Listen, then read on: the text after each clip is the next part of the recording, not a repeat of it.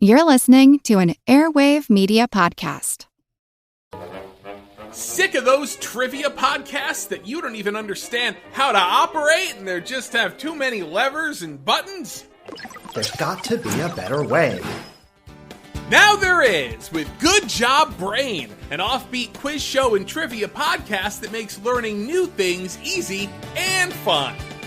I just learned that artificial vanilla flavoring sometimes comes from the anal glands of a beaver, and now I can never shake that mental image. Thanks, Good Job Brain. Good Job Brain is available for the low price of just 4 easy payments of free. It's a podcast. Good Job Brain is part of Airwave Media and available on all podcast apps. Operators are standing by. This is a non-smoking theater, so please, no smoking. For the enjoyment of others, please refrain from conversation during the feature presentation. At this time, please turn off all cell phones and pagers. And remember, no one has the right to touch you in your bathing suit area.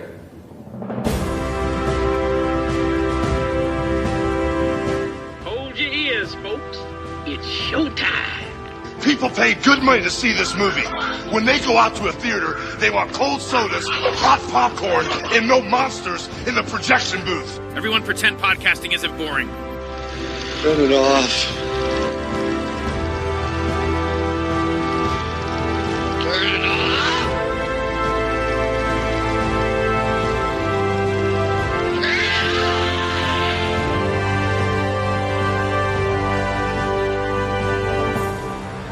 I want you to hit me as hard as you can. Why? How much can you know by yourself? You've never been in a fight. Wait, let me start earlier. Like many of you, I was stuck. You want me to deprioritize my current reports until you advise of a status upgrade? Make these your primary action items. I couldn't sleep. No, you can't die from insomnia. I'd flip through catalogs and wonder, what kind of dining set defines me as a person? This is your life, and it's ending 1 minute at a time. I prayed for a different life. Soap. I make and I sell soap. And this is how I met Tyler Durden. Come on, hit me before I lose my nerve. Ow! Hit me in the ear! It was on the tip of everyone's tongue. Can I be next? We just gave it a name. Gentlemen, welcome to Fight Club. The first rule of Fight Club is... Wow, nice. You do not talk about Fight Club. Is that your blood? Some of it, yeah. After Fight Club, we all started seeing things differently. You're gonna have to keep me up all night. And she ruined everything. You're not into her, are you? No, God, not at all. We've all been raised on television to believe that one day we'd all be millionaires and movie gods and rock stars. But we won't. We had a plan. To what purpose? In Tyler we trusted. I gotta take Fight Club up a notch. Each one of you has a homework assignment. You're gonna start a fight with a total stranger. That's not necessary. You're gonna lose. That hurt. You were looking for a way to change your life. You got it. I'm stopping this. It's already done, so shut up. What kind of sick game are you playing? Oh my God. Where is my mind? Kids. Where is my mind? Where is my mind? This is too much. In the end, you will thank me. Whoa! Whoa! If you could fight anyone, who would you fight? Shatner. I'd fight William Shatner.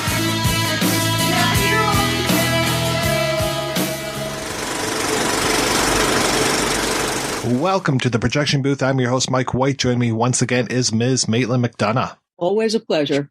Also back in the booth is Mr. Rob St. Mary. I know this because Tyler knows this. This week we are looking at the 1999 film from director David Fincher, Fight Club. Based on the book by Chuck Palahniuk, the film stars Edward Norton as an office drone who becomes addicted to self-help groups until he starts his own. However, I'm not allowed to talk about it. We will be spoiling the film, though I'm pretty sure the big twist is known by this time. If you haven't seen Fight Club, just go watch it and come back and listen to us. We will still be here. So, Maitland, when was the first time you saw Fight Club, and what did you think? I saw Fight Club at a screening right before it was released theatrically. And I thought, holy something, this is quite a film. It really was one of those movies that you walked out of the screening, and I was not the only person walking out looking a little bit dazed and not quite knowing what to say. Rob, how about yourself? The first memory I have of this film at all was when I was in Cannes, the end of May in 99. They have these kind of like half billboards. They're usually like 3-sided billboards, and they're on the beach.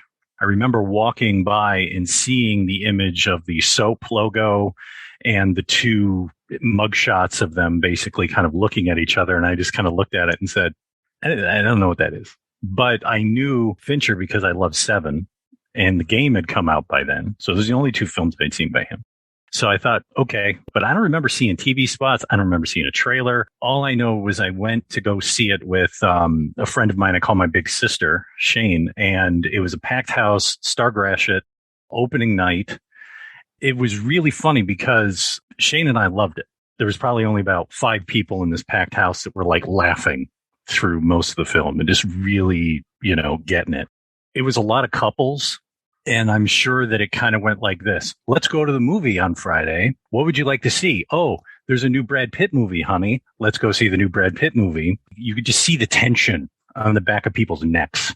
It was not working in the old neighborhood where I grew up, but I loved it. Kind of since then, it's been one of those films that from time to time I go back, I find different things.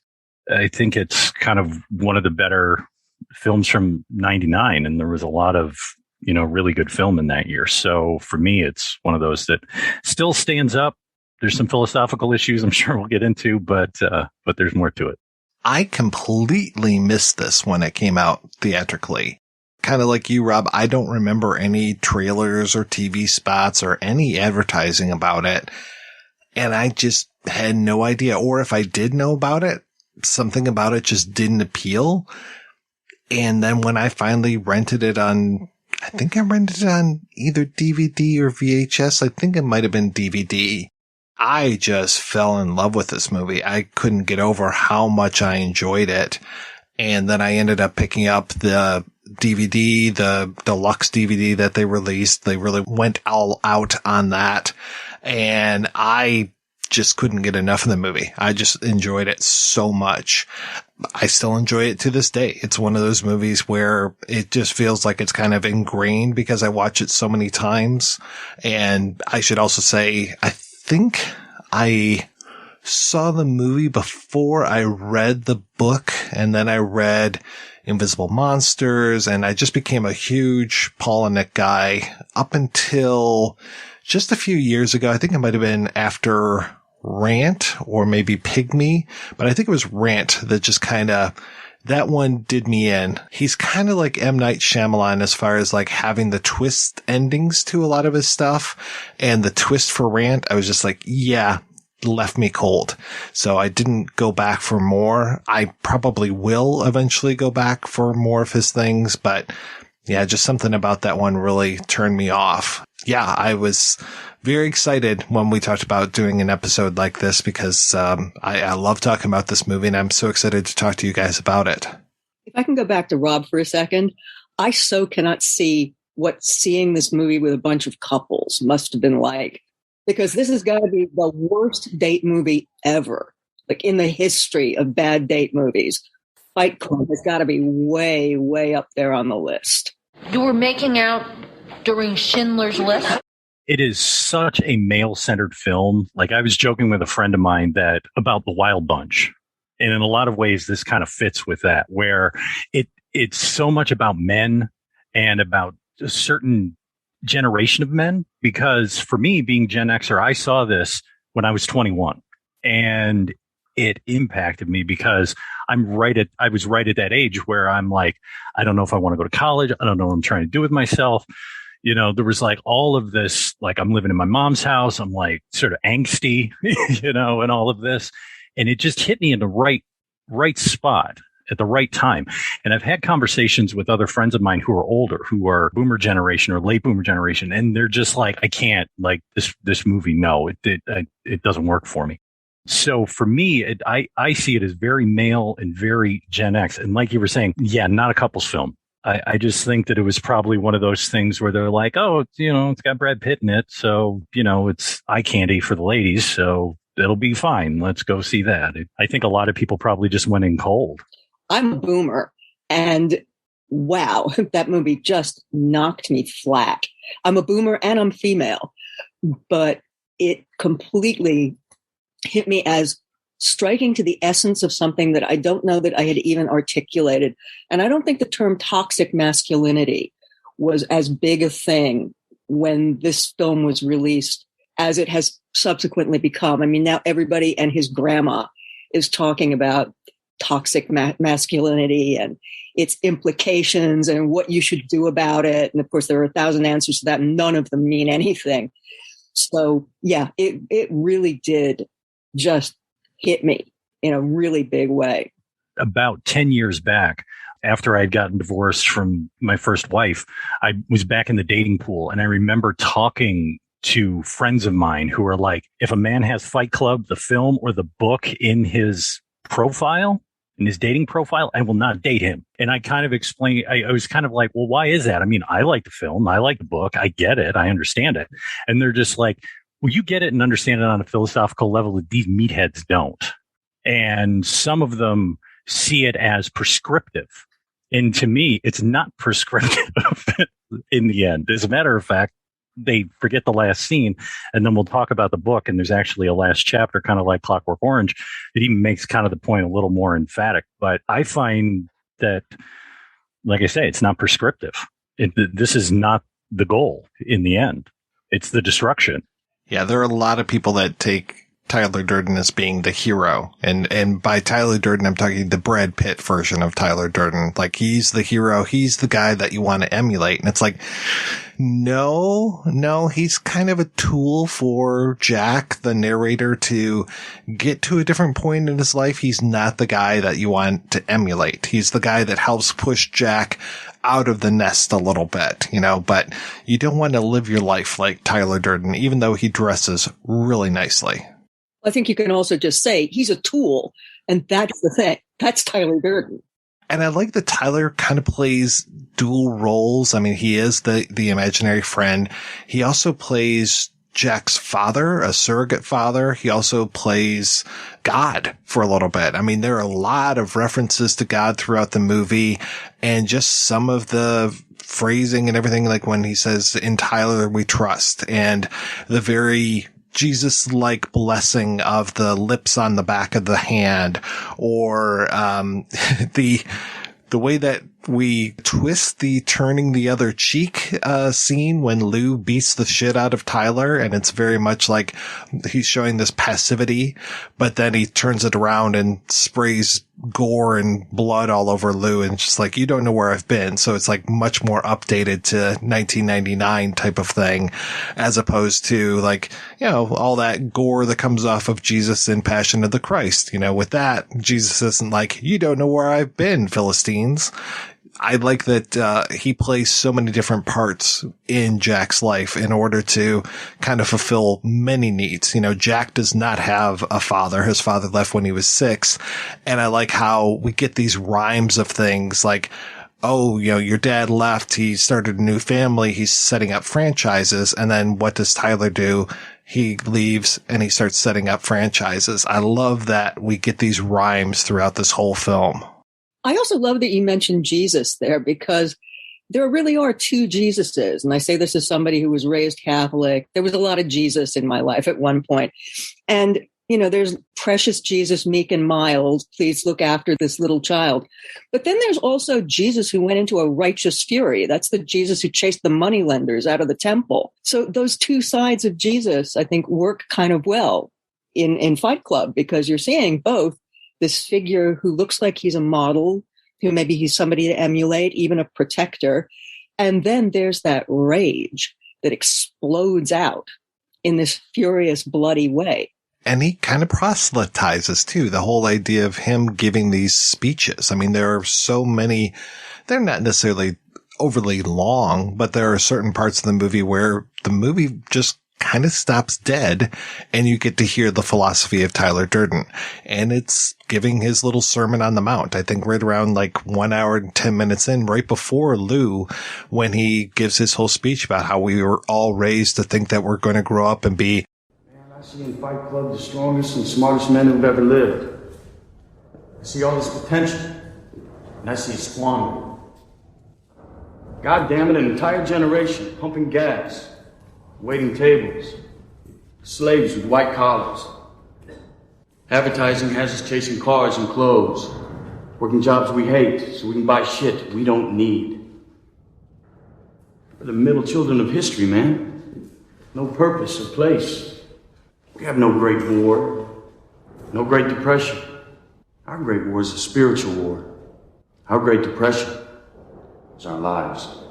We've all been raised on television to believe that one day we'd all be millionaires and movie gods and rock stars, but we won't.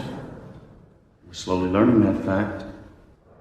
We're very, very pissed off. He's kind of rallying the troops at that point, and I really appreciate that.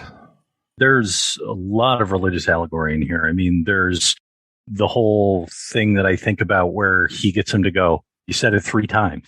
And the idea of 3, the denial, Peter denying Jesus 3 times. And in some ways, when I think about it, if Durden is Jesus, then the narrator is Peter. He's the one who's going out. He's the one who's starting the church. But he's the reluctant Peter, though. He doesn't really want the gig, in some ways. He doesn't really, he knows he has to do this, but he doesn't really want to do it at the same time. And it ends with the destruction of the temple of capitalism, the temple of credit today, into the infinite future. And in the end, it all comes down in that amazing, amazing ending. There's Tyler, there's Jack, and there's the narrator. By that, I mean, there's what Edward Norton's character says out loud to other people. There's what Edward Norton's character says via narration. And those two things do not always line up. He is that calm center of the world so much as this corporate drone that I was talking about, but then you hear the voice in his head and just being incredibly cynical. He's wearing a yellow tie. It must be Tuesday. He's wearing his cornflower blue tie, just these really, really cynical thoughts where he is presenting a much different person. And I think Tyler is a very natural progression of that calm exterior, the very civil Jack, the very sardonic narrator, and then Tyler Durden is taking that and kicking that up to 11 with the way that he looks at the world and just gives no fucks about anything. The film really messes with our perception. When we have a narrator who talks to us, who breaks fourth wall, who speaks directly to the audience in voiceover, we get into their head. Most of the time we accept them as reliable.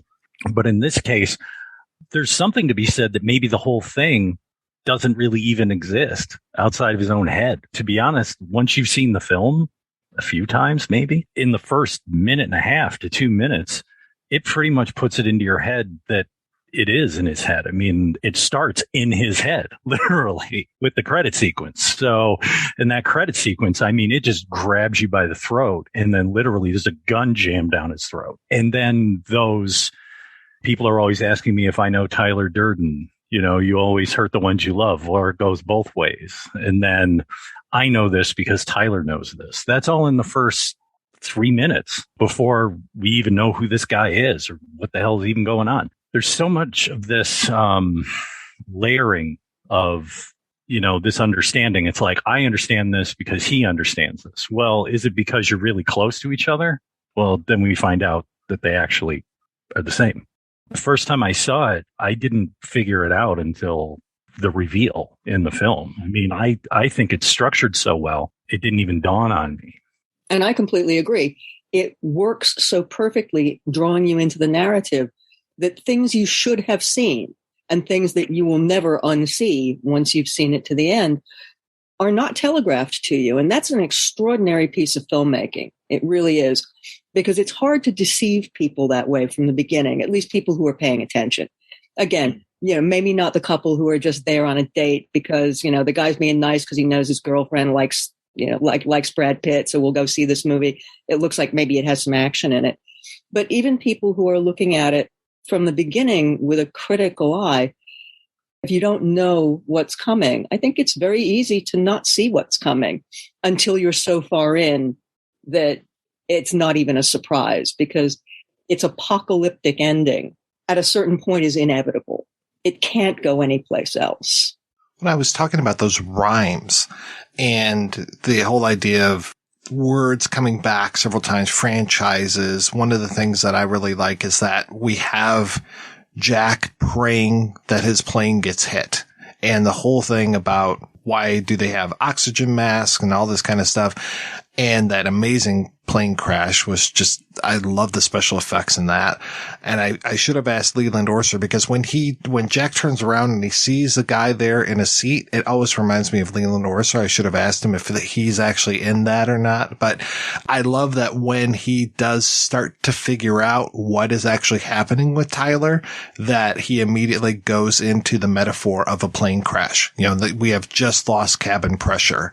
And then it goes on for some more. And then it's like, buckle your seatbelts, return your tray tables to the upright and locked position.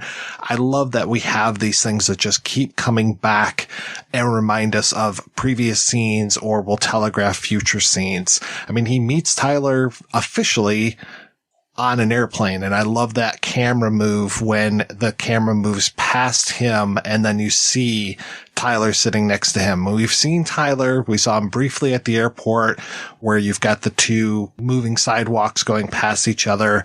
And then we saw him in those subliminal flashes. We saw him in the little welcome video for the hotel. But to your point, Maitland, I didn't know what the hell was going on when I saw these flashes the first time, and you can easily not see them or just not know what's going on.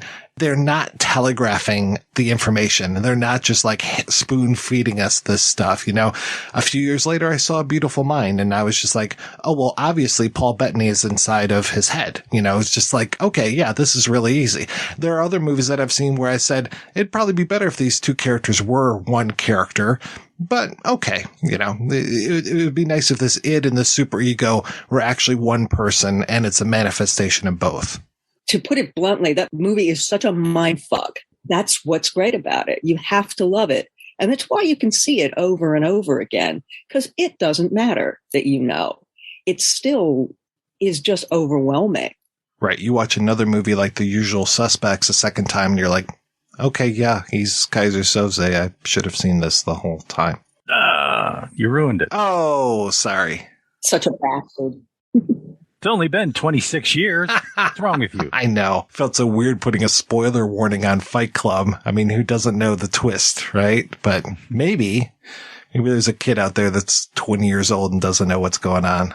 I also have to say that I don't think that Fight Club is even as well known as Usual Suspects in a really general sense. I think in a way, it just doesn't have that, but everybody knows about Kaiser Soze. It's a movie that I think still has a mystique because not everybody has either seen it or heard about it or seen some movie discussion on TV or heard something online that spoils it, so it doesn't matter. It's a movie that I think can wallop you even when you know exactly what's coming, even if there is no suspense at all. It is still a gut punch of a movie. Just kind of looking at the comment on consumerism. Things you own end up owning you. That's what it really felt like, was this attack on consumerism, this attack on careerism, your khakis, your wallet, the IKEA catalog bit. Some of the digital effects in here, I mean, granted, it's over 20-something years on, and some of it really holds up. I still think it looks really good. Just this sort of feeling of you can't find authenticity. You have to buy it. And it's a manufactured authenticity. I had it all. Even the glass dishes with tiny bubbles and imperfections, proof that they were crafted by the honest, simple, hard-working indigenous peoples of wherever. There's this loss of physicality. You can see it also in the conversation and the debate between him and Tyler in the seat, where they're in the airplane, where he goes, how's that working out for you, being clever? And the whole idea that basically, like, I'm an educated person. I'm probably too educated, maybe in some ways. And that's a problem, that basically I've gone so far the other way because that's what the expectation was, that I'm supposed to be this learned person. I go to college, I get the job, I get the office, I get married, I have kids. We do this path. And the whole thing with the insomnia, to me, just reminds me of the question, well, how do you sleep at night? We say that to someone when they have something morally wrong with them, when there's something ethically bothering them. How do you sleep at night knowing that you do what you do, whatever it is, is what we'll say to people, right? So becomes this thing where there's this kind of question of pain, and like a spiritual pain, an internal pain, not really a bodily pain per se, but just sort of this pain of emptiness and trying to kind of figure out what to do with it. Now, one of the things that comes up quite a bit with this film is people talking about, Nietzsche and quasi-fascist stuff. And we can talk about some of those connections later. There's this God is dead kind of scenario where, they hold these, meetings, these group meetings in church basements, but there's really no church. Nobody has come to him to try and proselytize. It's like, what you need? You really need Jesus, like real Jesus, not Tyler Durden Jesus. Like there's none of that in some ways. I mean, the closest we get to any sort of religion in some way is that basically it kind of creates a cult and borrows a lot of monk trappings with, shaving your head, the idea of physicality and labor. You're out digging in the garden. Well, why are you digging in the garden? Well, you're just going to dig in the garden kind of thing. Certain things are really kind of never explained. The whole waiting 3 days before you get admitted to the temple type of thing. There's this whole thing with what does it mean to be a man in this era? What does it mean to be a man in this time? And of course, he goes to testicular cancer and finds his salvation. That's where he's able to release. That's where he's able to cry. Yeah, there's that thing about I can't cry around Marla because she reminds me I'm a faker. But I think it's actually a level deeper than that, in that most men in this society have been raised not to cry in general. And to try and cry in front of a woman is difficult, for those kind of men. And then on top of it, to be in a mixed group, like he was going to all these other support groups, you notice he doesn't really cry in those. People will cry on him, but he doesn't cry with them. He only cries at testicular cancer because it's okay to cry around other men within a certain context. So I think there's this whole thing about Marla that what does it mean to be a man in this time, in this place? I think it kind of plays with the whole sermon that Tyler gives about, our great war is a spiritual war. We have, we're not the greatest generation. We didn't kill Nazis or the as my grandfather did. There's this whole feeling of, well, what are we doing here if we're not doing that?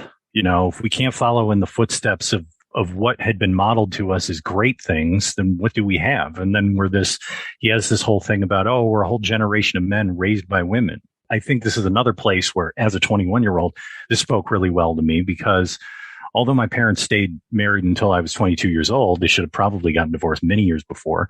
I had to sit around and basically watch my mother go, that guy over there, he doesn't have it together. So don't follow his lead. Listen to me. So in some ways, there was this similar kind of attitude that I see in the way the narrator talks about his own upbringing, his own family life. He doesn't know how to be a man because he feels he didn't have a good model for it. And he doesn't necessarily know how to be strong enough to develop his own sense of self to a certain extent. And that's kind of where Tyler comes in to play sort of this father character, he's going to be the apprentice to this master. As a woman, the whole crisis of masculinity thing obviously has a very different importance to me, I guess. It's not something that I discount because there are men in my life and I understand that this is an issue. As a woman, one of the things that I found most fascinating rewatching Fight Club was the way in which that entire crisis gets displaced into objects. And it's set up from the very beginning, that entire catalog, looking for the perfect accoutrements, looking to have the perfect apartment, looking at different chairs and that little Mandela table, and all of that was fascinating to me perhaps because I grew up in a generation of men whom I think weren't quite so traumatized by that. I mean, the men I knew by and large really didn't have a crisis about going shopping with their girlfriends or wives. They didn't feel that was somehow emasculating. They didn't feel like having a clean apartment meant that you were less of a guy. It just meant you didn't like living in your own filth. So you vacuumed and you did your laundry and did all of these things that could be defined as women's work. And Fight Club really crystallizes all of that in an incredibly powerful way. When it blows up his apartment building, you just see this entire idea that this is your life being shattered. And now, okay, well, you do have to go out and find your balls. That's what this comes down to. And balls certainly play into this movie in a pretty powerful way. Testicular cancer should be no contest, I think. Well, technically, I have more of a right to be there than you. You still have your balls. Kidding. I don't know. Am I? From the aspect of women in here, I think Marla is probably the sanest person in the film. I think he drives her crazy. When I was about that age, maybe even a little older, trying to navigate dating and things like that, I know that I was a jerk at times. I couldn't say things the way I wanted to say them, or I didn't have a way to articulate things correctly. And it just sort of left whoever I was dating at the time just sort of exasperated. It's like, running hot and cold and all of this. Repeated viewings, I've become more and more, I feel more for the Marla character. I feel that her heart's in the right place. I mean, she goes out of her way to try and be nice to him. In many ways, the movie kind of is a romantic comedy. There's kind of the anti-meet cute, where he finally kind of corners her and goes, look, we got to figure out these day-to-day support groups are we going to? And the whole thing about the support groups to me is there's a line in there that he has that I really like that I think plays well. It's where they're debating about the brain. You can have brain cancer, you can have parasites. You can't have the whole brain. You can't take over my whole psyche. You can't have everything, in terms of the brain. Really, what is at the core of this film? Totally. I mean, because in the end, he ends up with her. He just can't commit to it. He's afraid of it. He doesn't know how to deal with relationships. He didn't have a good model for relationships, obviously. He believes that it's consuming. The other thing that I was thinking about, and granted, this film is kind of expressionistic to a certain extent, is, most people know him from The Scream, but he had a painting called The Kiss, in which you have these two figures kissing and you can't see where the separation between the two is. And I think in some ways it's a very anxiety-ridden painting. And I think it's much the same for him, where it's like, I want to be in this relationship. I know this is where I need to go. I know that I have to do this in some way, but I just don't know how to navigate it right. I got to keep acting like a jerk and pushing her off and doing these horrible things. The Marla character is the one that when you go back and rewatch this, that you feel so different about, or at least if you're hopefully a healthy human being, you would start to feel very different about, because when you're watching it the first time, it feels like she is having sex with Tyler, but then also making advances on Jack. And I really love the one moment when Jack is asking her, what are you getting out of all this? What? I mean, all this, why do you keep... Is this making you happy? Oh, sometimes. I don't know. I don't understand. I mean, why does a weaker person need to latch on to a strong person? What is that? What do you get out of it? No, that's not the same thing at all. I mean, it's totally different with us. We're Us? What do you mean by us? I'm sorry. Do you hear this? Hear what? You're not hearing all that noise? Just hold on a second. No, wait. What were you saying? Don't change the subject. I want to talk about this. And he's talking about the relationship between Marla and Tyler. She thinks that he's talking about them. She turns it around, and then immediately he's like, well, my relationship with Tyler is different. He doesn't say Tyler, but it's like, it's different. And so there's this whole double talk that's going on through this entire conversation that when you go back and you rewatch it with the knowledge of what's going on, man, oh man, it really puts the zap on your head because it is so clever the way that they put it together and just the way that it's making him examine his relationship with Tyler while also talking about their relationship. And then, yeah, just throughout the rest of the film, realizing, I love when, she gives him the, did I call you? I'm wondering if that's the first time that he, as the much more confident Tyler, is meeting her, that she's probably never seen that aspect of his personality before. I really don't think that she has.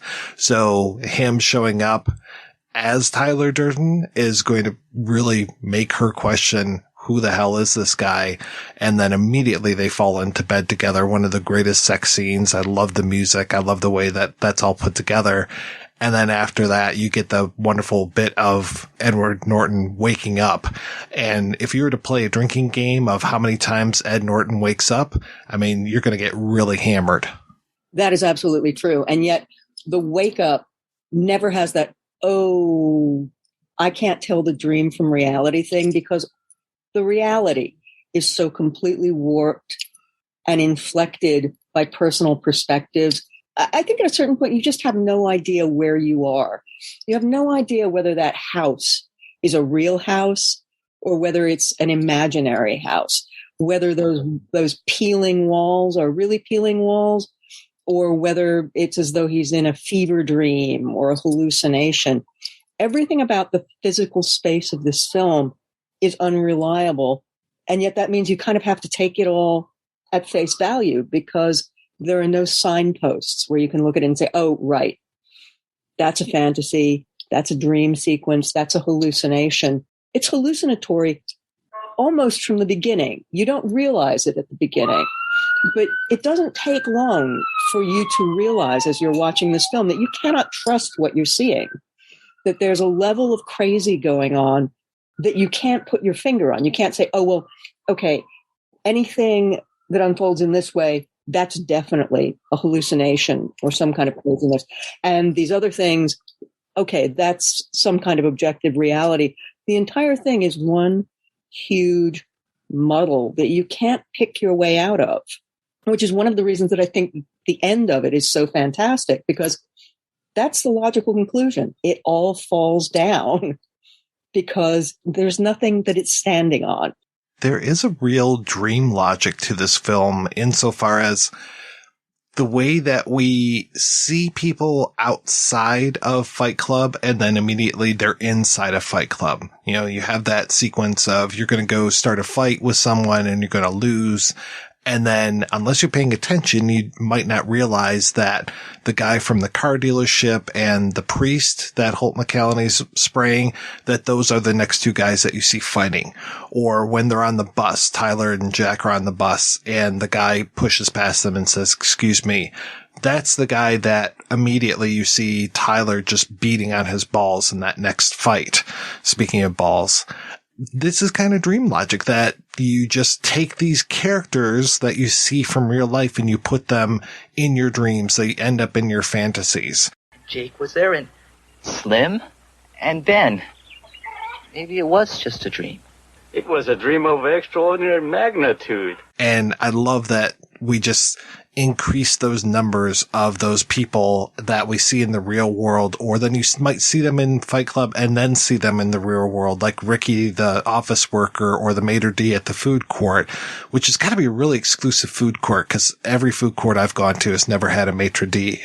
When we talk about the Fight Club itself, like the actual group, to me, what it really represents is a true meritocracy, which is what America is supposed to be, right? That basically these men go in there, they fight each other, and the best man wins.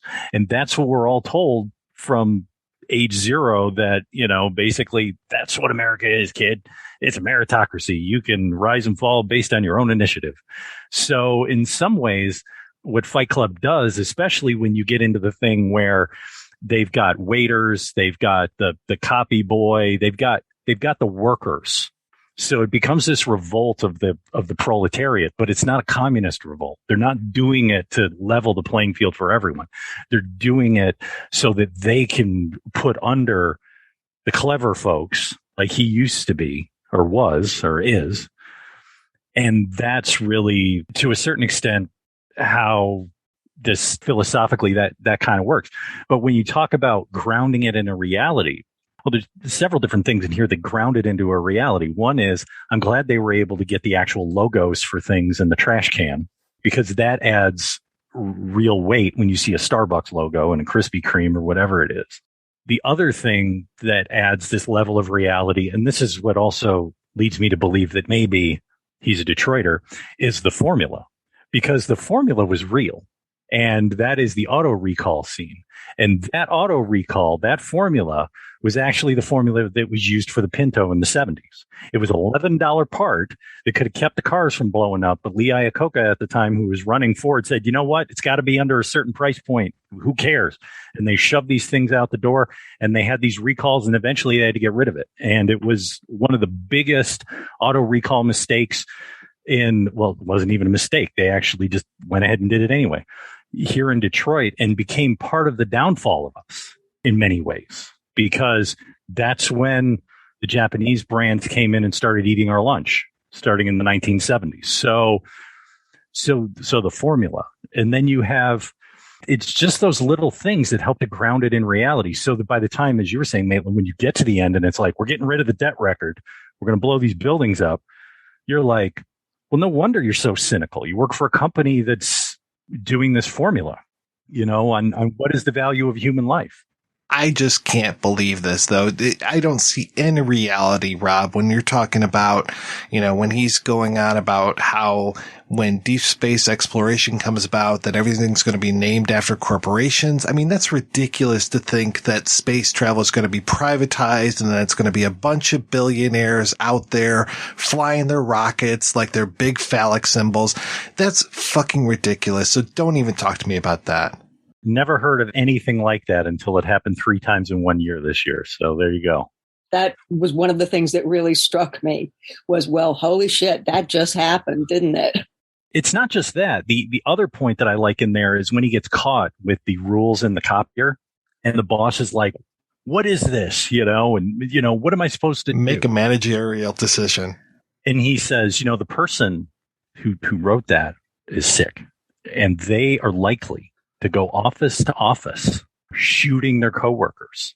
Now, again, sadly, Metro Detroit, November 1991, one of the first post office shootings, which led to the term going postal, was here in Royal Oak. So this is much more common now, sadly. But at the time in 1999, it wasn't.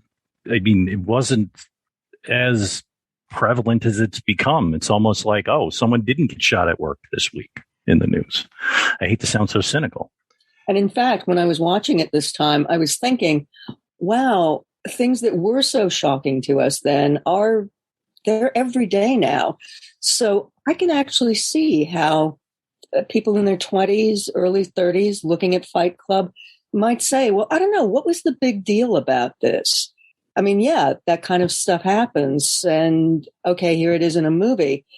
I think it's probably hard if you're not, say, our age, to realize what a gut punch that view of American capitalism, American consumer society, just American life in general was. It was a punch to the face. And now it's just, well, that's just the way stuff is. And you got to suck it up and move on. The one thing, to be completely serious, that I found very interesting comparing now to then, or even say 5 years ago to 1999, is when Jack goes to the doctor and like, hey, I'm in real pain here and I'm, have this horrible case of insomnia. I mean, a few years ago, it'd be like, okay, great. Let me get my pad out and start giving you some opioids or whatever you need. And here you go. I mean, it is interesting to me that the doctor doesn't really take him seriously, and that also he kind of throws it back on Jack to say, if you want to see real pain, go down to the support groups. And to your point from earlier, Rob, I feel that he's really discounting what the experience of Jack is having. You know, he's having a real difficult time. I mean, regardless of insomnia, which is a horrible, horrible thing, just if he's having that much of a difficult time, you should really be doing something for him rather than just discounting him and saying, if you want to see real pain, just go down to these support groups, you know, fuck you, basically. But at the same time, it's two guys talking to each other. And I think that because they're roughly about the same age, they look kind of the same. Like if he was an older guy, you know, or whatever, but it's like two guys the same age. And he's just like, and pardon my language here, why are you being a pussy? Come on, snap out of it already, you know, which is basically what I was told around that era when I was trying to figure out my own depression that I was dealing with throughout high school in my early 20s. Oh yeah. You completely get discounted on that. Right. It was either they couldn't figure it out. The medications were wrong, whatever, you know, and it was just like, basically, you know, I don't know what to do with this. I'm stuck. And it's like, well, in the case of this guy, he was just like, well, whatever, you know, man up. Yeah. Grow some balls. Or the classic nut up or shut up. We were talking a little bit about religion earlier, and I've always thought this, and I just kind of wanted to run this past you guys. I get real strong Shroud of Turin vibes from when he cries on Bob's breasts. Like when he looks down and sees that. And it almost feels like you get that echo again when he gets punched so hard that you can see his face. It looks like his face to me on the floor, but in blood after the one guy hits him so hard. Yeah, most definitely. I mean, there is a lot of religious symbolism in here. I mean, when they pull Tyler off at one point, he's got his, you know, arms stretched out. I look at the film and go, he's creating, I see it more as a cult, but, you know, basically what's the difference between a cult and an organized religion is hundreds or thousands of years of codification. But really, I mean, part of the reason why he's like, you know, here are the rules and don't tell anyone the rules is kind of for two reasons. One, I don't want anyone to know I'm crazy because I am. But number two, it's he knows that by keeping it secret in some way, that only is going to get the word out. That's only going to grow people's interest. And when people join secret societies, I don't care if it's the Masons or it's, you know, a Fight Club or whatever, secret phrases, rituals, rules, all of that adds to the connection. I know something that the average person doesn't know. And that, I mean, we see it right now with QAnon. That's the whole thing. It's like, this is something, no, you don't understand what's really going on. You're asleep. You need to wake up. And that is, you got to take that red pill part of this. Yeah. Right. I mean, and this came out the same year as that. This came out the exact same year as The Matrix. So they couldn't reference blue pill, red pill, but basically in a way, that's what they're doing. So to me, there's this whole thing about wanting to touch the divine, the choral music, those like Gregorian chants when he cries the first time. And then at the same time, really with the nihilism, it just goes back to Nietzsche. And like Nietzsche said, well, God is dead, you know? So trying to find spiritual connection or in some way in a time when we know that basically the idea that doesn't even work anymore is basically the point. God is dead that Nietzsche was making. And speaking of the Matrix, I mean, what is the Matrix, right? It's the world is the lie that you pull over your own eyes to hide the truth. That's exactly what you see going on in Fight Club. It's about the lie and about the truth and about the commingling of the two of them until it becomes this massive system that seems to have no form and no shape, and yet it has all form and all shape. Rather than God being dead in this film, I like the idea that Tyler says where it's, you have to accept the fact that maybe God doesn't like you. In fact, he might hate you. So I don't know which is worse, if God is dead or if that he actively hates you. And then at the same time, his connection there that our fathers are the models for God. So really what he's saying is your father hates you, that you probably shouldn't even have been born. You shouldn't even be here.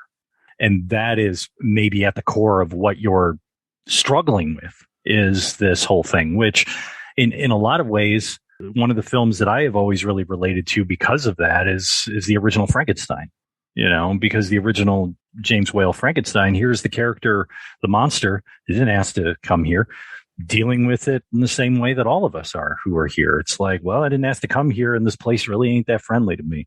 So you feel nothing but sympathy for that character. In some ways, it's that similar kind of turn where it's looking at it and going, the fact that you're here doesn't mean anything. But where he ends it is that he ends it with the thing that because you're here, it doesn't mean anything. He doesn't go the next step for me, which is you have to figure out what that means to you and what those values are for you. And that's the goal.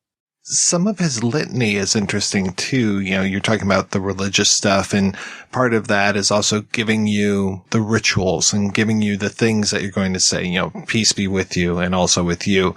This whole idea of him saying things and then you hear the space monkeys repeating them. Even when he leaves, I like the whole idea of when Tyler, he says, take care, champ, to Ed Norton. And it's just like, okay, yeah, that's such a father line, and then he disappears just like Jack's father disappeared.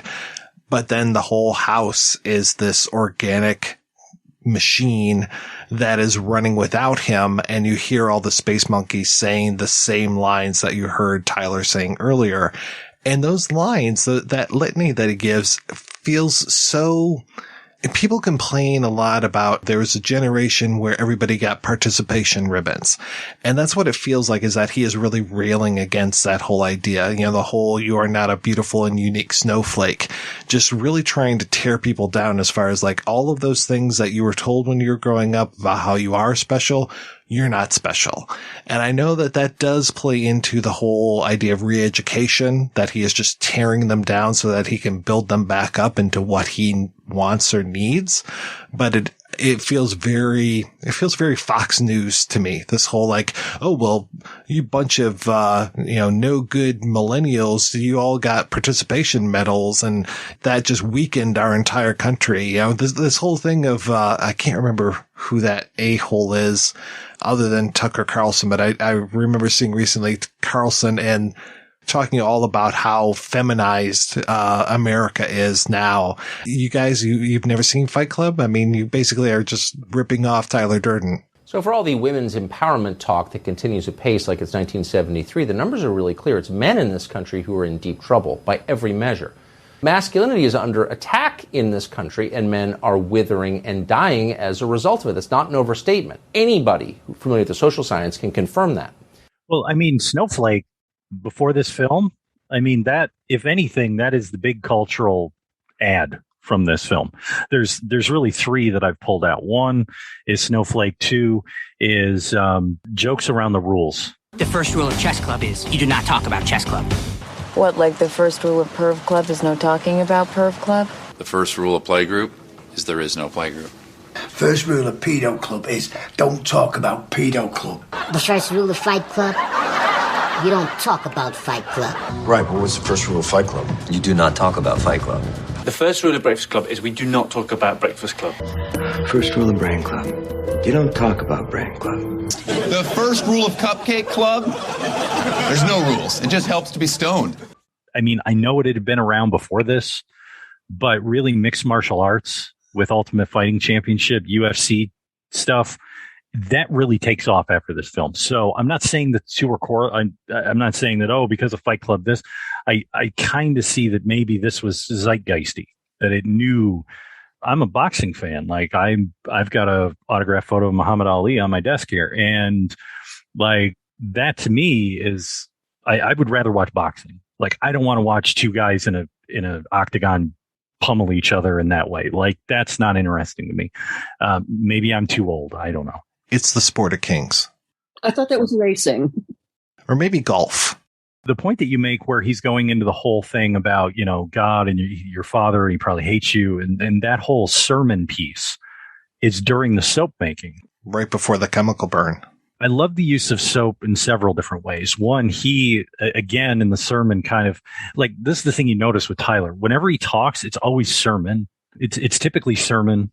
I'd say if you were to take the script and mark it off. It's probably 70% sermon, 30% regular dialogue. But the whole soap making, I mean, he explains it as, soap originally started because of human sacrifices that were done on the hill, and the thing rolled down and it got into the water. And, so he's got this whole thing about the idea of human sacrifice, that without sacrifice, like literal human sacrifices, then nothing happens. Nothing good can ever come out of it. This is the point where they go, oh, well, it's nihilistic. It's to a point. I mean, if you were completely nihilistic, I guess you would have to say that you don't believe in anything or you don't do anything. And of course, we know that's exhausting. We just have to look at Uli from The Big Lebowski. Uli doesn't care about anything. He's a nihilist. Oh, that must be exhausting.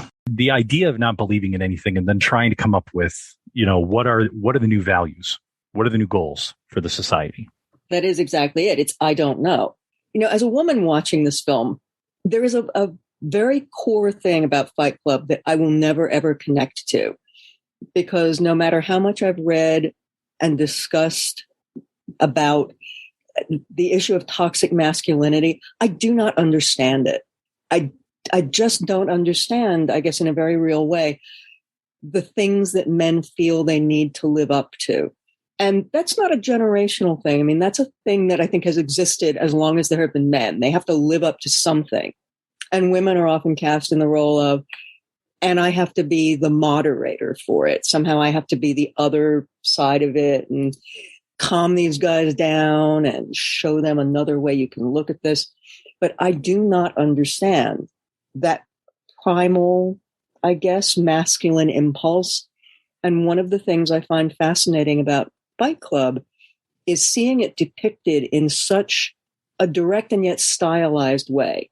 It's absolutely talking about masculinity with a cast of characters to whom that phrase is incomprehensible.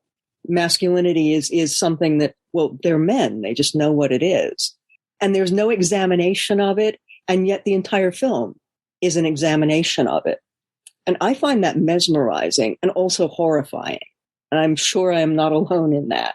To be honest, I don't sign up for the Tyler Durden version of masculinity. I mean, I got in plenty of fights when I was a school kid, but I didn't like it. I didn't enjoy getting in fights on the schoolyard ever. That's not who I am. When you consider the Great War sermon, really what it's about is his encapsulation of what a man is my grandfather's generation, that it's the World War II vets, that they went, they did their duty, they came home, they shut their mouths, they lived the suburban life, whatever that was. And we liked it fine. My grandfather never said I loved you to anyone. Like, he was completely uncomfortable with his emotions. But then again, he dealt with the Great Depression and watching his friends get killed on islands in the Pacific next to him. So I guess that has a tendency to traumatize you. I don't want to have to live through that. I'm glad I haven't had to live through that. I'm sorry he had to live through that. It's horrible. That little bit about...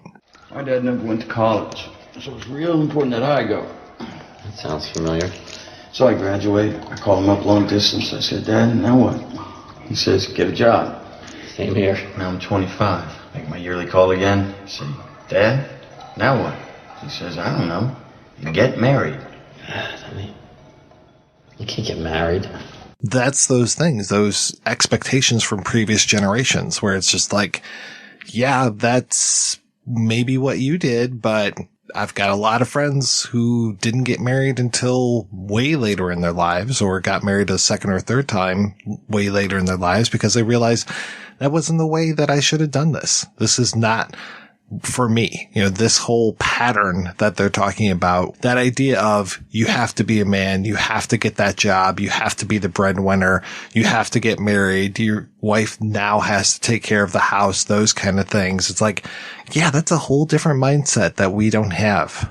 There was a great phrase that someone said to me before, that tradition is peer pressure from dead people.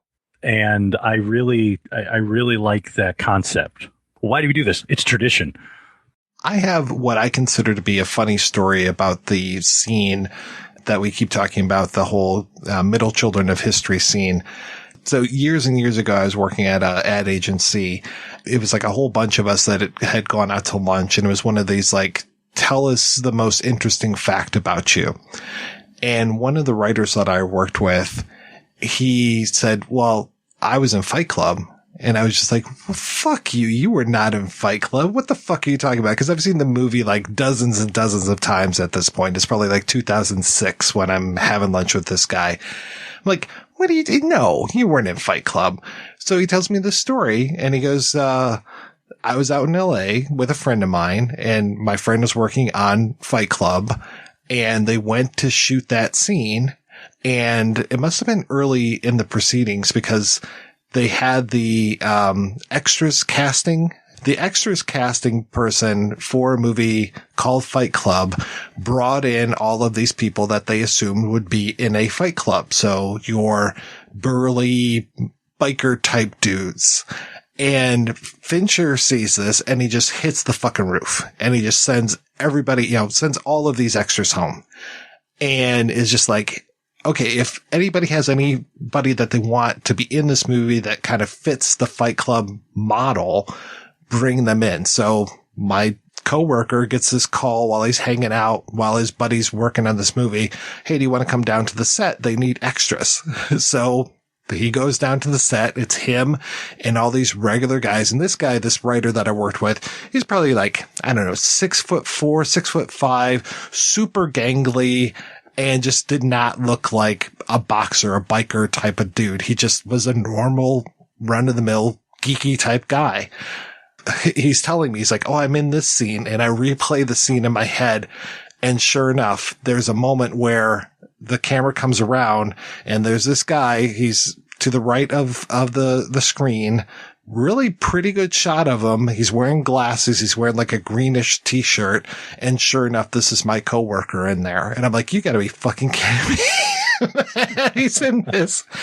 And he was telling me that they were in this on set all day long. Fincher is famous for, or infamous for doing multiple takes. Apparently, Brad Pitt was a very nice guy and was just joking around with people between takes. And at one point he's like, hey, do you want to take bets on how many takes this scene is going to be?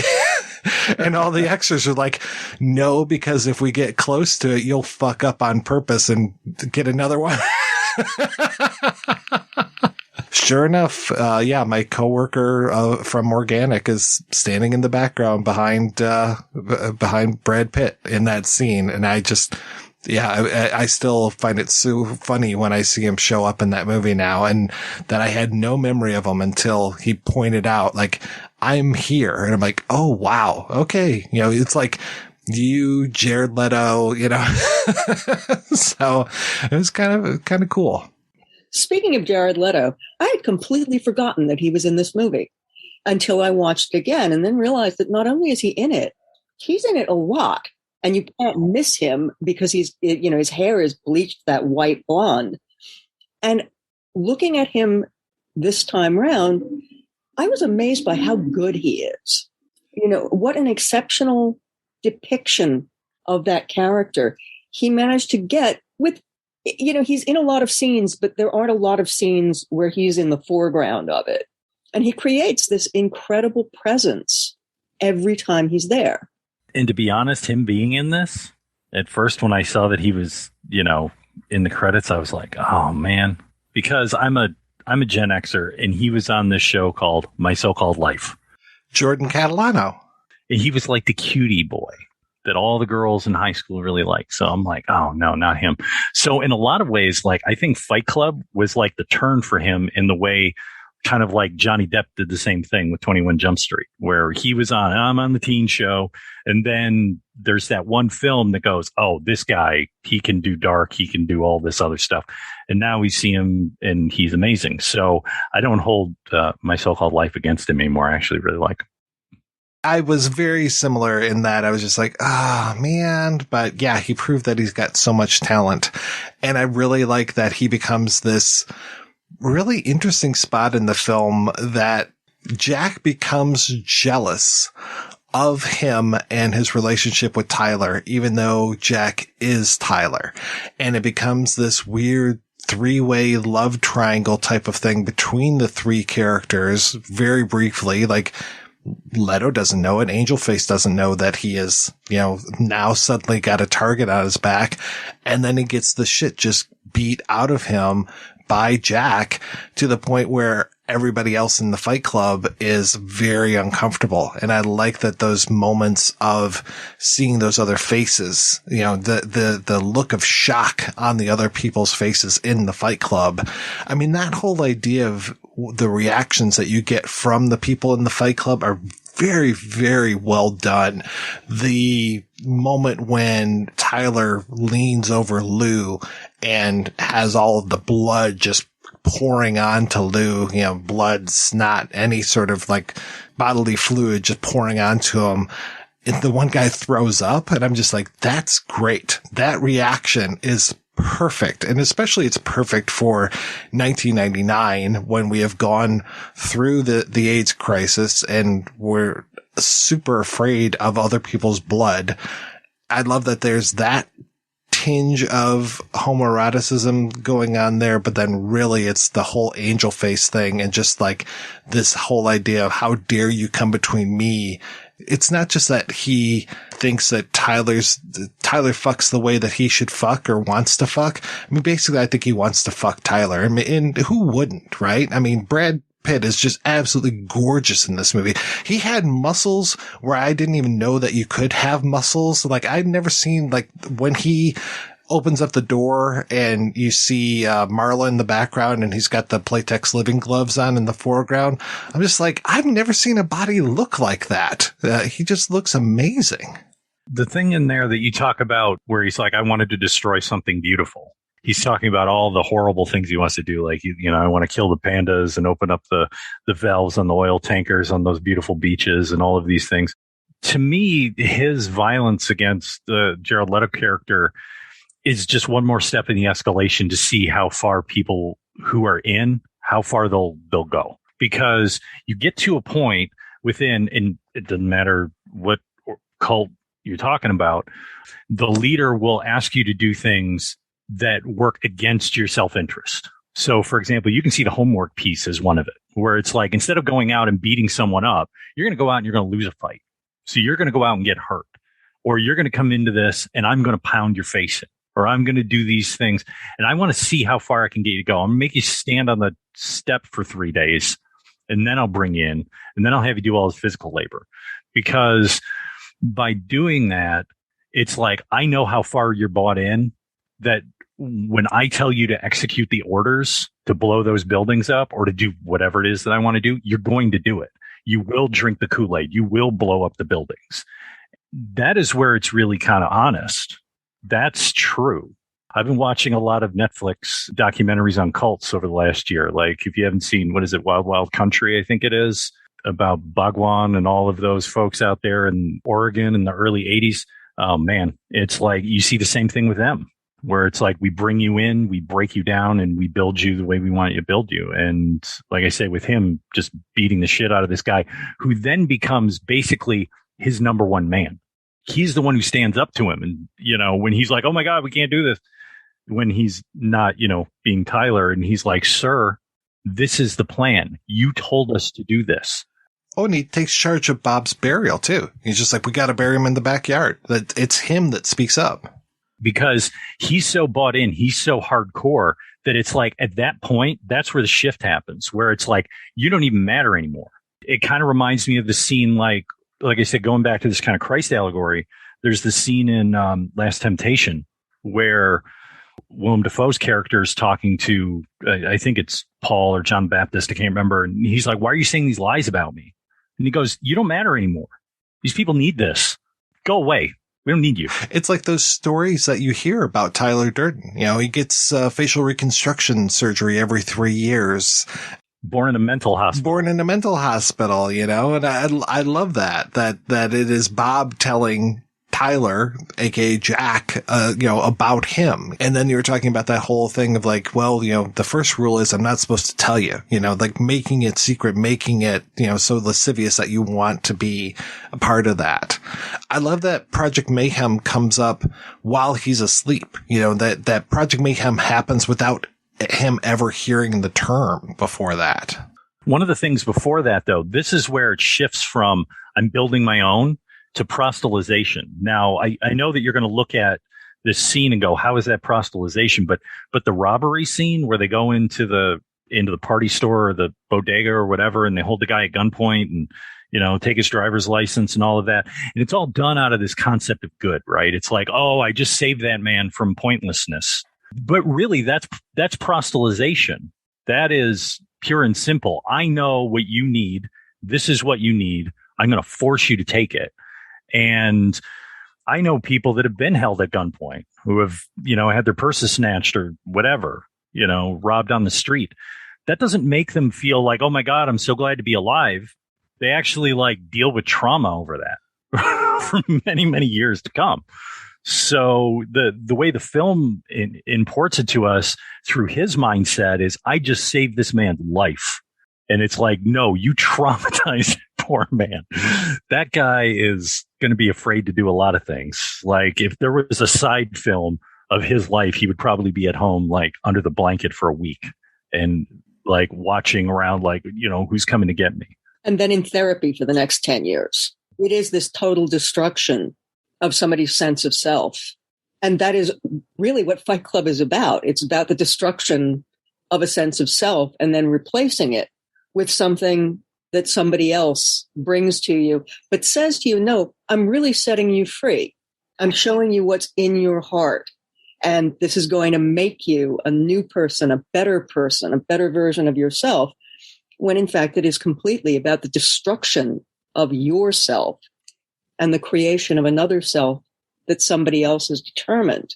Another thing that's absolutely terrifying, because that's religion, that's cults, that's brainwashing, that's all those things that everybody likes to think, well, yeah, but that happens in other places at other times, or that happens to people who are weak, or people who are somehow so damaged by their childhoods, by a terrible thing that happened to them, by something that you can look at and say, but that's not me.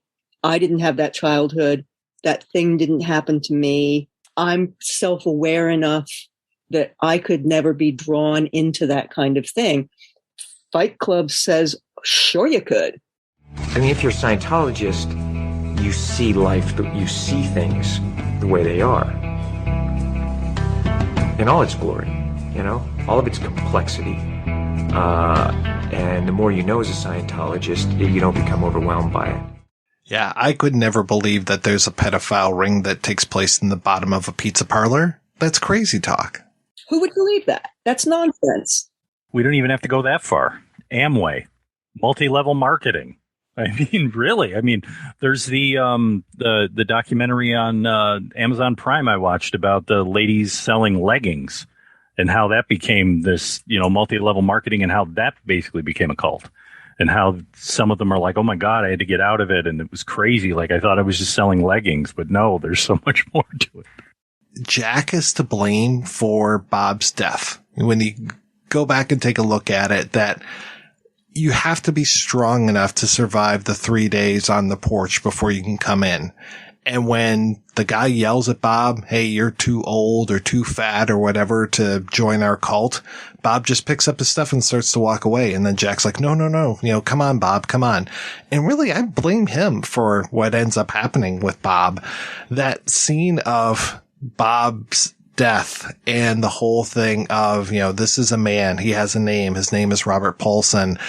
When Holt McCallany takes that and then spins it into this whole, basically, I would consider religious allegory, you know, in death, we have a name. It so reminds me of Life of Brian. It so reminds me of when Brian loses his shoe. Let us follow his example. What?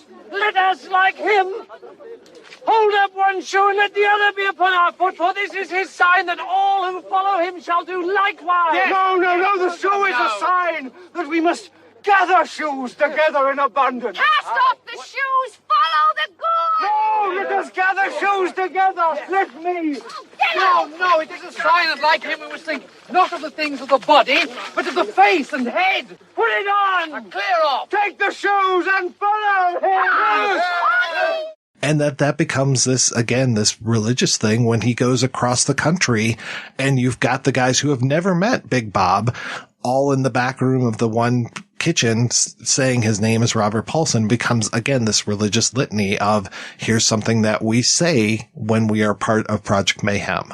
Project Mayhem is a fascinating way of expressing what's happening there, because project sounds like something serious. It sounds like people sat down and they drew graphs and they pulled statistics and they came up with this really reasonable and intelligent plan that anybody could accept. Hey, you could too. When in fact, it is sheer lunacy, self-destructive, socially destructive, physically and mentally excoriating.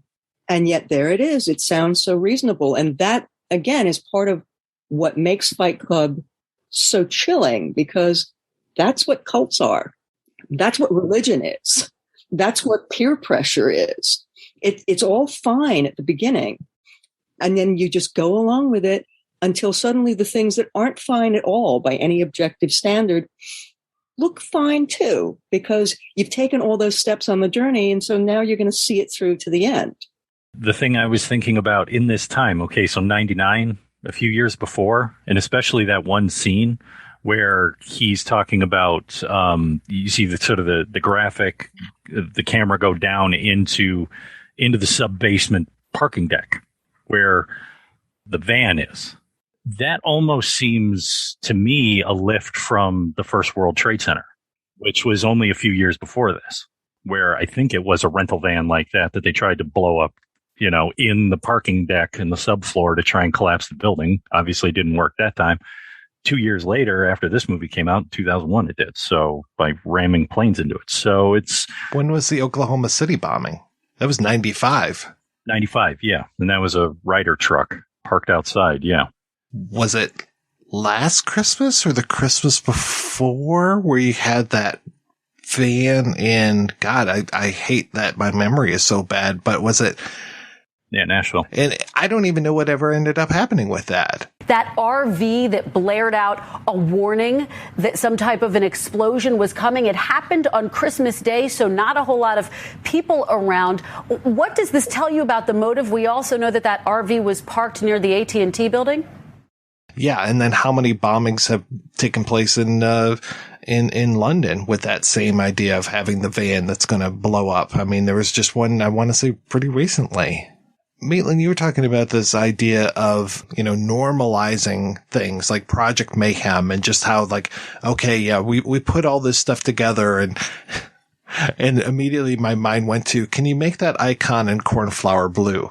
Because it's basically the same thing that's going on in the business world. I mean, you have that crazy business speak between the boss and Jack, the whole, you want me to deprioritize my primary action items? It's like that business talk is, and I find myself doing it a lot in my job. It's crazy talk. And that's also very much, it helps normalize the shit that he's doing. I mean, Robbie, you're talking about the formula for recalls. It's like, yeah, this is horrific stuff, but they can all justify it through their business objectives. I'm going to reprioritize my action items. That helps when it comes to these are real human lives. You have those amazing guys very modern art talking about the way that the fat is burned to the seed, or look at the way that the teenagers' braces are wrapped around the ashtray. It's like these guys have been in this business long enough that they are completely just burned out, sardonic, cynical, to the point of just being able to make these jokes, these dark jokes about stuff. And yeah, how do you get there? By seeing it every day and by talking about things in terms like primary action items. Right. Euphemism. There's a favorite fake ad from a 1973 National Lampoon I like to share from time to time. And it's how to escape unpleasantness. Euphemism. Don't say this, say this. So it's like how to make things, feel better for you through using things like action items, or, it's a formula. It's not actual people dying. It's just a formula. That's all. We just plug in numbers and move on. And it's the idea of, in some ways, kind of technocrats. This is a comment on technocrats as well as it is a comment on consumerism and all the freak out, I guess, that we were having as we got towards the millennium.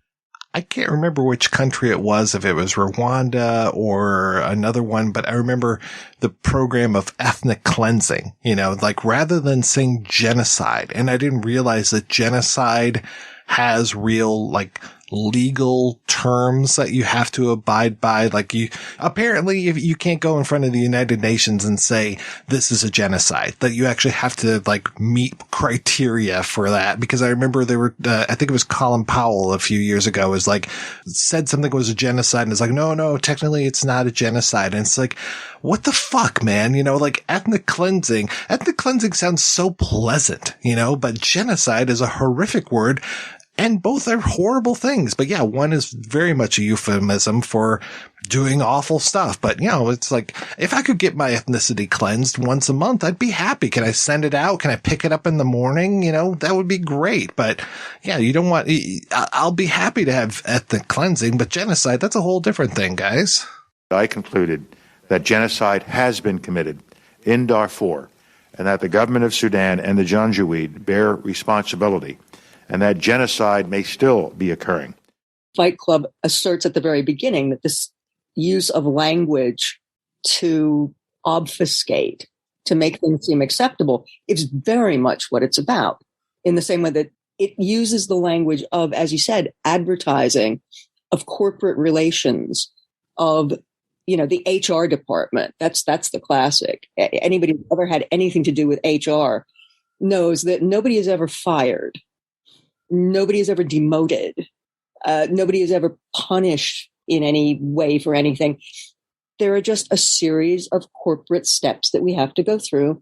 And we have steps for every single situation you can possibly imagine.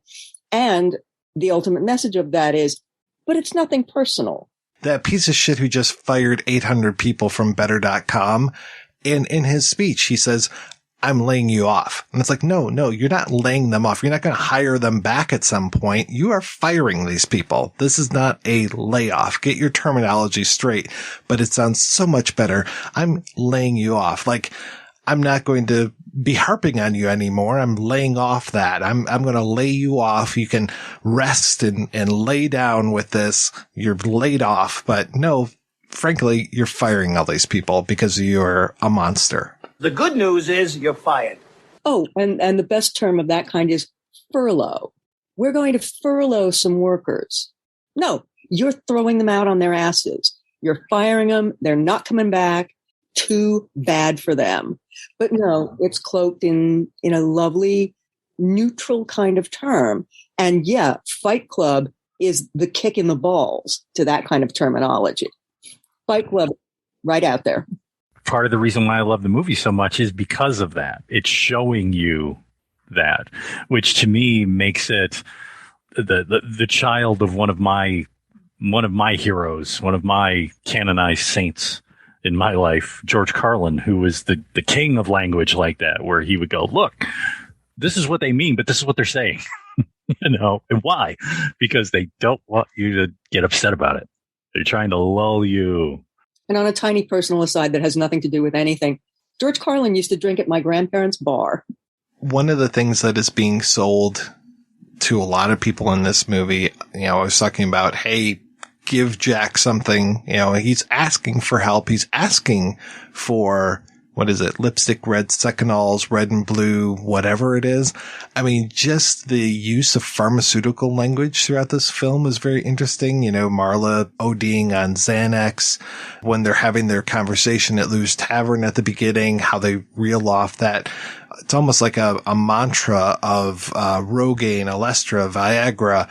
And I find it, Olestra, both men and women, but Viagra and Rogaine very marketed, of course, to men because it is men's problems. And I love that they hit on that so quickly. That is one of the first complaints. It's these are the things that are being marketed to us, and they are getting kind of tired of that stuff. And it's that whole thing of like, you are not good enough. You need to get more hair on your head, and you need to have a hard cock. And so we are going to sell you all of these things. Well, speaking of, Bob Dole died recently, and I was going through his obits trying to see if anyone mentioned in the obits that he was a Viagra salesman, because I remember the ads where it was him in the Viagra ads. And so I'm trying to remember, though. I mean, it must have been just around this period. It must have been right after the time I got out of high school, because I got out of high school in 96, where they actually started to advertise medicine on TV. You know, I mean, you would have, you know, an aspirin ad or something like that. But I mean, like literal prescription pharmaceuticals. And now it's just so ubiquitous that we see them all the time. Even like I go onto YouTube to look at something and they throw some ad up at me and I'm like, I don't have Crohn's disease. Nothing against people who got Crohn's disease, but why are you marketing this to me? Have I talked about Crohn's disease recently? Did I do a search on it? Is that why this is coming up in my returns? Yeah. That's one of those things that is endlessly fascinating to me, is the kind of ads that I get shown. I do not understand where some of them come from, and yet clearly they are related to something I did. I called someone an old crone. Now all of a sudden. Well, my favorite on Facebook used to be, I used to get ads for feminine hygiene products, maybe because I got Mary in the last name. Who knows? And the other one was, I used to get ads for Orthodox Jewish dating. All right, we're going to take a break and play a trio of interviews. First up, we're going to hear from the author of Fight Club, Chuck Palahniuk. Then we'll hear from producer Ross Bell. And last but not least, we'll hear from screenwriter Jim Uhls. And we'll be back with those right after these brief messages. Sick of those trivia podcasts that you don't even understand how to operate and they just have too many levers and buttons? There's got to be a better way.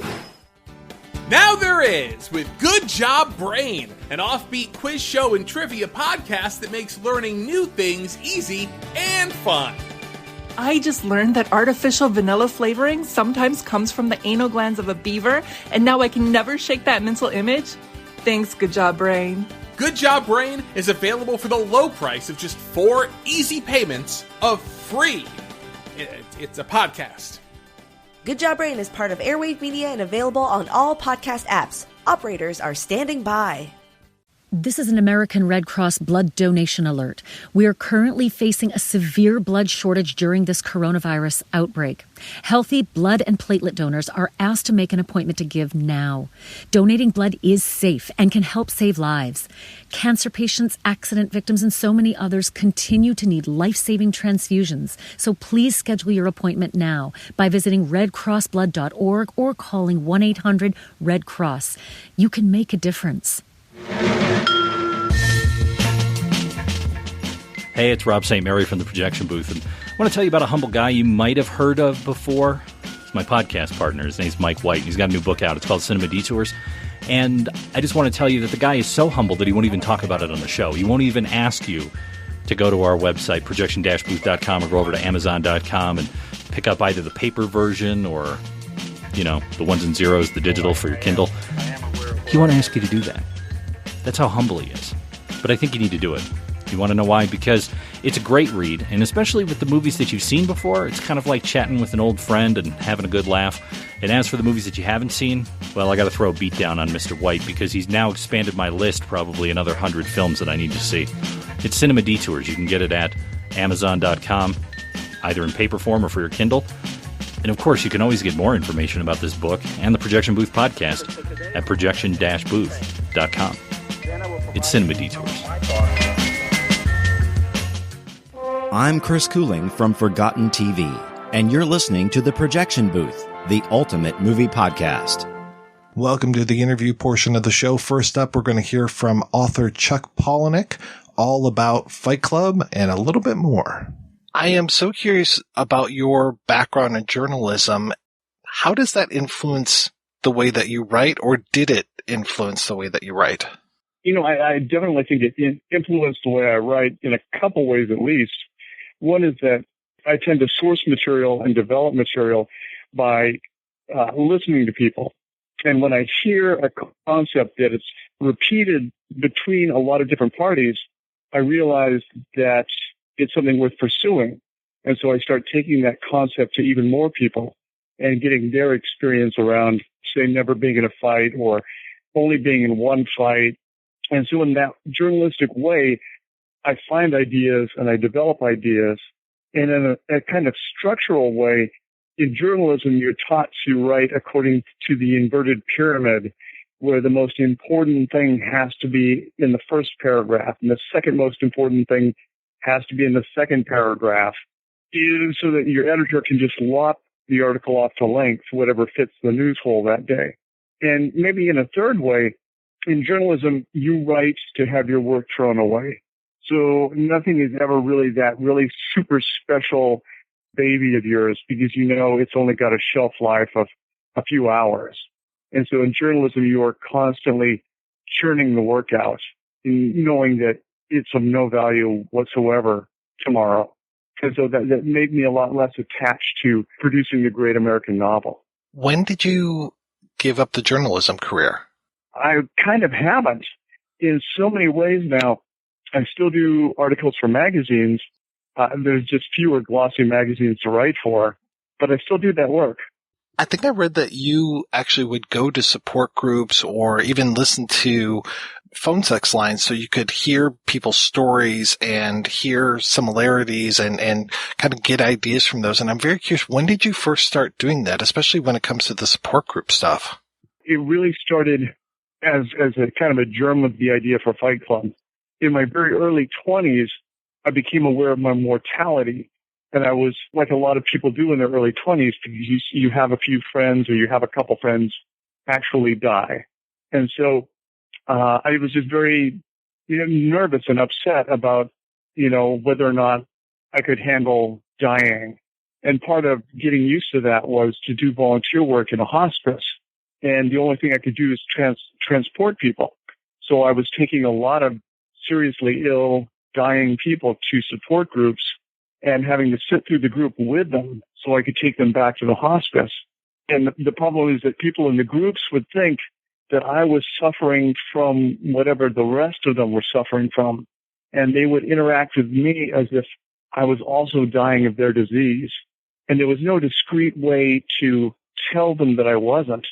So I started writing that aspect of Fight Club where the guy accepts all of the support, all this nurturing, because people think that he's dying. I started writing that because of the awkward situation in the hospice where I was volunteering. How did that eventually change into what we know as Fight Club today? Well, Fight Club started as what I thought would be a collection of short stories. It was a short story about a guy who found caring and nurturing in support groups without having to reciprocate. There was a short story about waiters who contaminated food. There was a short story that literally became chapter 6 about this club where you could go to fight. And all of these short stories were just supposed to be part of a collection that I hope to someday publish. At the time, there was a big push for short story collections in the early to mid-90s. And then eventually I realized that so many of the characters in these stories seemed to be the same small group of people. And so it took very little to kind of put the stories together and to look for the holes and then to write those chapters. And so I think that's why so many scenes kind of stand alone, like the Raymond K. Hessel human sacrifice scene, because they were originally written as standalone short stories. And I think that that's kind of what gives the book a kind of richness, is that so many of those things were episodic, and there wasn't a kind of constant linear thrust through the plot, that there were these kind of tangents and these little cul-de-sacs, some of which never really went anywhere. But they gave the book a real richness that it would not have had if I just sat down and wrote the whole thing from A to Z. Now, I've read different things as far as where Fight Club was in the chronology of your writing. Can you tell me a little bit as far as like when Invisible Monsters and Survivor and I know you had an unpublished novel. You said it was like 700 pages, very Stephen King-esque. Like, what was that chronology? I had started writing in, I think it was about 1989. I started writing this enormous kind of horror novel that was the giant 800-page piece of crap that I think everybody writes the first time out. The only thing I have salvaged from that giant mess was Marla's speech about the condom being the class slipper of a generation. You put it on, you dance all night with a stranger, and you throw it away. The condom, not the stranger. That was lifted from that first book. And there's also a scene in my book, Snuff, where a kid is trying to copulate with a blow-up sex doll, and he realizes the doll has a leak and it's losing air. And so it becomes this race to see if he can complete the act before the doll loses all of its air and goes completely flat. And his mother walks in at the end, and he stands up, and he has this flat, lush tone, this pink ghost hanging off of his erection. That's the scene that got me kicked out of workshop, because people no longer felt safe around me. Oh, my God. And I think around that point, I was probably 29 or 30 years old. But after that, I joined a workshop that taught minimalist writing, which is just so much more impactful and so less traditional, so less mainstream. It really clicked for me. It was really the style I had been looking for. And I started writing, eventually, the short stories that became Fight Club. But the first complete work I did was a draft of Invisible Monsters, which was just a blast to write. It was so much fun. But it got a lot of attention. It got me a trip to New York. It got me an agent, but ultimately no one, because it just seemed like the impossible thing to market. And forgive me, have you heard me tell David Fincher's story about marketing Fight Club? Fincher has this great story. He says after they screened Fight Club to all the executives at 20th Century Fox, the head of marketing came to David and said, thank you, very sardonically. He says, you have given me an impossible job to do. You have just laid in my lap the most unmarketable movie in history, a movie that has got so much blood in it that no woman is going to want to see it, and it's got so much male nudity in it that no man is ever going to want to see it. You have given me the impossible movie to market. Thank you. And that's kind of the situation over my early drafts of Invisible Monsters, is that publishers loved to read them, but they didn't want to have to sell them because it was so radically unlike anything in the market, and there really wasn't a bookshelf waiting for it. Monsters didn't sell, despite all the positive attention. And it's really only then that I kind of really gave up, or wrote with a kind of maniacal rage, but also glee that gave me Fight Club. Did you also write Survivor before Fight Club was published? No. Survivor was way down the road, and I was really in crisis because Fight Club sold so fast. It sold 3 days after I sent it to my agent. And then the overseas rights sold so fast, and the movie rights sold so fast that I really was panicked, wondering how I was going to follow it up.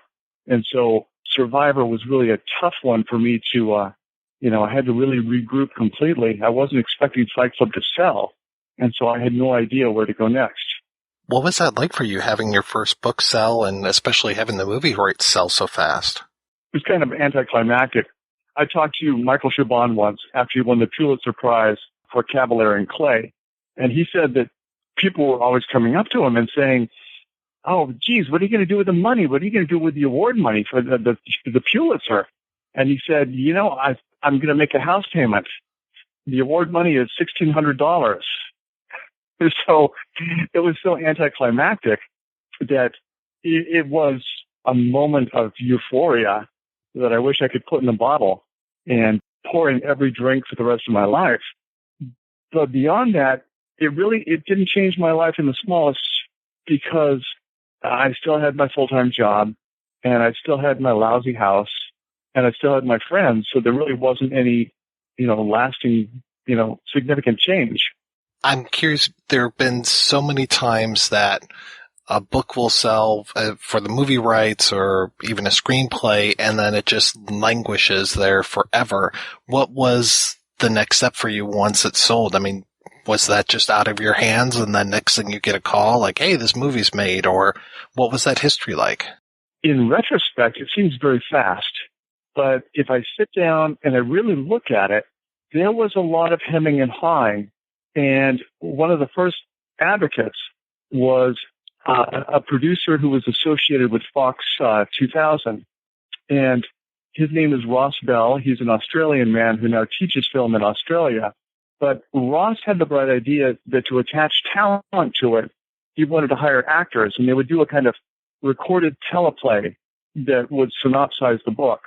And that these would be placed on, of all things, cassette tapes, because this was still 1995, and that executives and talent would be given these cassette tapes, basically these radio plays of Fight Club, and they could listen to them in their cars while they were stuck in traffic. So Ross was getting these produced at the same time that very divergent groups like David Fincher were reading the book and putting together the talent in their way to make it work. David tells me that I believe at the time Brad Pitt was making Meet Joe Black, and so he was going out to he's at Newport, Rhode Island, where all the big mansions are, and that one evening he came back into New York City, and Fincher met him with a copy of Fight Club and sat him down, and over the course of almost the entire night told him the entire story, or maybe even read him the entire story. And that's how Fincher got Brad Pitt on board. And eventually Fincher took the project to Fox. And then one evening, David Fincher called me at home in my lousy old house. And we talked about who to cast for Marla. And then the whole thing started to seem real. You were talking about the recordings that were going around on cassette tapes. Can you remember any of the people that were involved with that other than Ross Bell? No, I can't. You know, Ross is the one that brought in Jim Uhls as a screenwriter. Ross had seen some of Jim's work. Jim had been unproduced at that point. Ross did bring in Jim, and I think at that point, Jim might have even written that sort of Reader's Digest abbreviated version of Fight Club. Were you asked to contribute to the film at all? Did you work with Mr. Uhls? Oh, no. You know, I had a couple telephone calls with Jim, but my rule of thumb is always that to a large extent, when you write a book and you hope it's going to become a film, you are putting a baby in a basket on someone else's doorstep. And unless that person sees themselves in this baby, sees this baby as an extension of themselves, they are not going to adopt this baby and go through the enormous ordeal that it's going to take to make this baby into a film. So I knew that if I kind of held on to it too tightly and didn't allow other people to have their say about shaping it, it was never going to mean enough to them for them to see it through.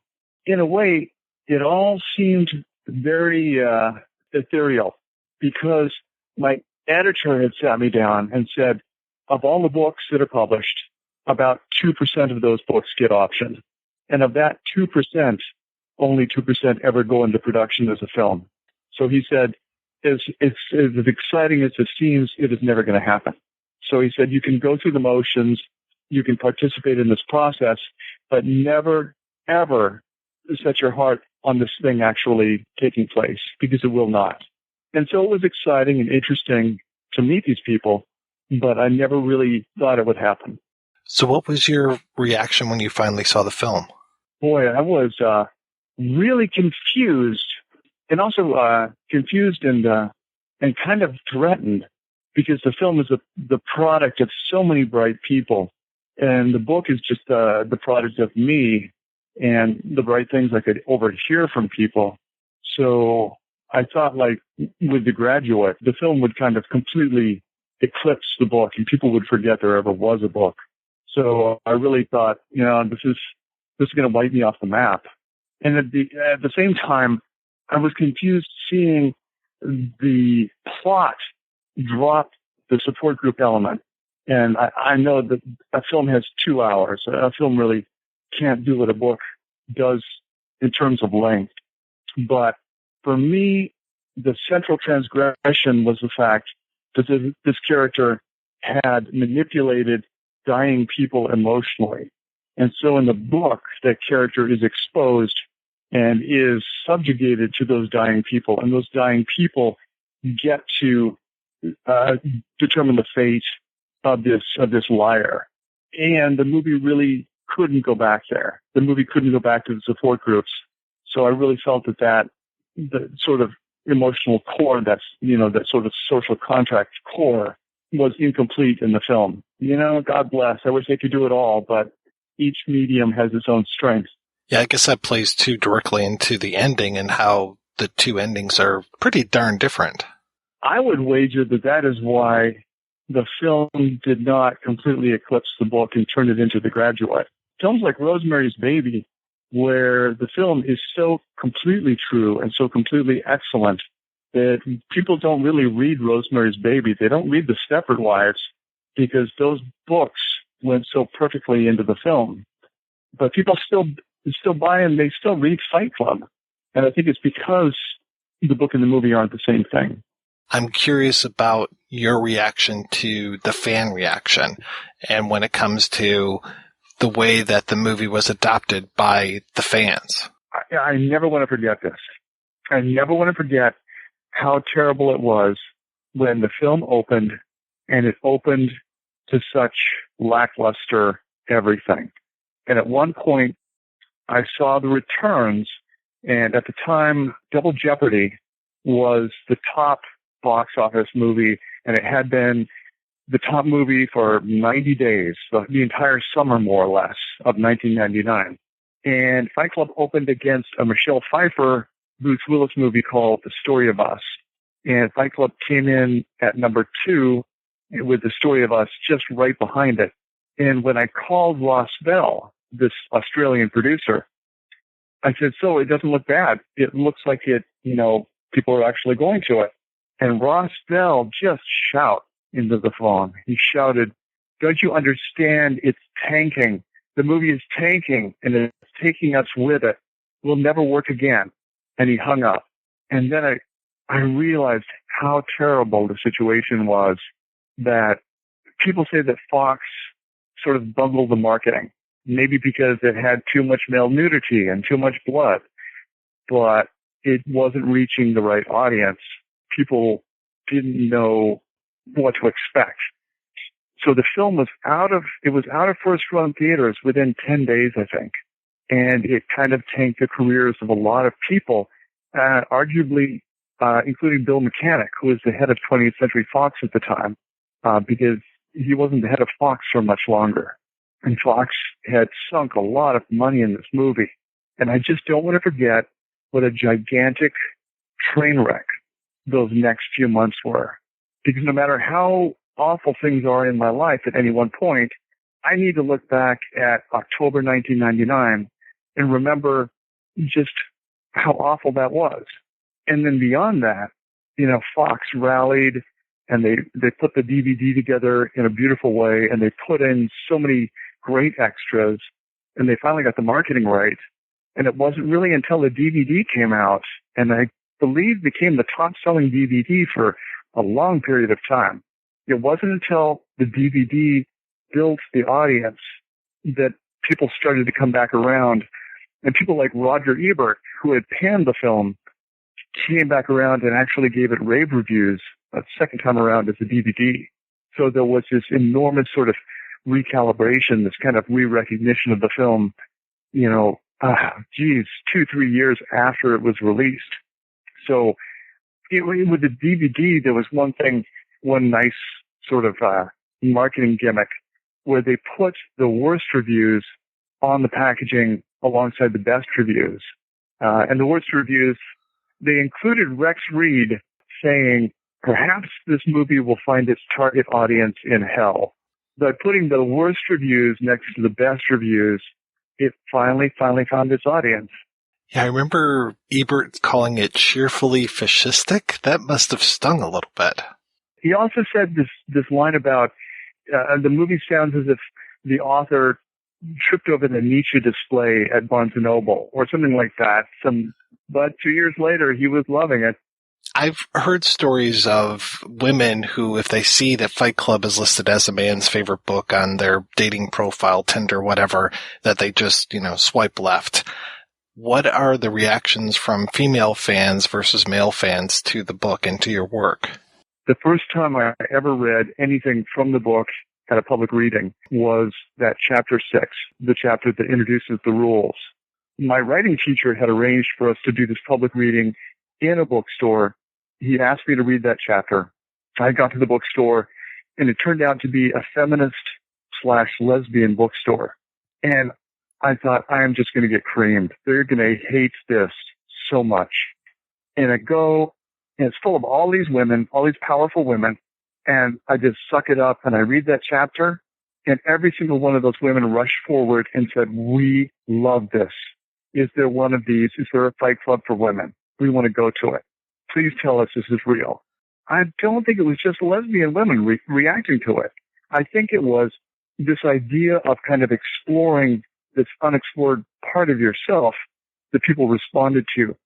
Because especially women have this aversion to conflict, but if they can explore conflict in a very structured, very completely consensual way, then they can finally sort of come to terms, but also feel safer in the presence of conflict. And so it's all of these conflict-adverse people who are attracted to Fight Club because it offers them a complete structure for engagement, all these rules, and it's completely consensual. So it's a very safe way of exploring conflict and violence, all these things. And I think that was the appeal, especially to women. If memory serves, though, there were also like the men's rights people, the Proud Boys. They also embraced the book and the film as well. And the Antifa was running Punch a Fascist Fight Club training camps. So Antifa embraced the book, which is something we love. I am now dealing with fathers who brought their babies to me at book events years ago, and the babies are now adults having babies, and they're introducing the book to their sons or to their daughters. And I have met so many fathers and daughters and so many fathers and sons and so many mothers and sons who have bonded over the book. The other dark, horrible thing that happened in 1999 was my father was murdered late May of 1999. And my father and I always had the most tenuous, walking on eggshells relationship. But in the years between when Fight Club was published and his death, we finally had a common ground. And he thought that I was writing about his father. He read it as the son. And we finally had this kind of this narrative, this language that we could talk about our relationship. And in the last 3 years of his life, that book gave us a new connection. And thank God that happened, because suddenly in May he was gone. If it did nothing else, it gave my father and I a connection, a relatedness that we otherwise would never have had. When did you decide that you wanted to go back to the story and do Fight Club 2 and 3? I had a lot of friends in comics, and they were pushing me to do comics. I wanted to, rather than try something entirely new, I wanted to do something from one of my existing stories. And with Fight Club, the book had been received so well, and the movie had been received so well, that I didn't think either of them could get a sequel, because the sequel would always be held up to either the book or the movie, and would always be found lacking. But if the sequel's written in an entirely different medium, I thought it would have the strength of something that wasn't film and wasn't long prose. And so the graphic novel could do things neither of the previous iterations could do. So I thought that would be the strongest potential thing, was to do a sequel as a graphic novel. And it's a blast, because with comics, you are working with a whole team of people, and you are working with them on a daily basis. For the first time in my career, I actually had coworkers, and I enjoyed the entire process. Well, yeah, that must have been pretty different for you writing in that new comic book form versus, the essays and the novels that you've written in the past. It was, but I really thrive on structure. I'm not one of these kind of loosey-goosey people. I am Mr. Autistic. I want rules. The first rule is, the second rule is, I want structure, I want order, I want ritual. I want all of these kind of, these guidelines that kind of, tell me what not to do. And graphic novels, the print medium, are just nothing but rules. There's so many things you cannot do. There's so many things you have to do. And I love that kind of constriction. I love bondage. You can put that on my tombstone. Chuck loves bondage.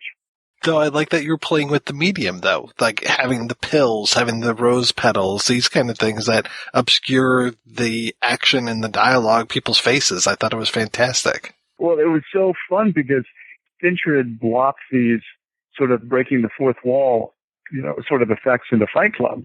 We've got the penis popping up. We've got the socket run holes of the film moving in. We've got the film burning.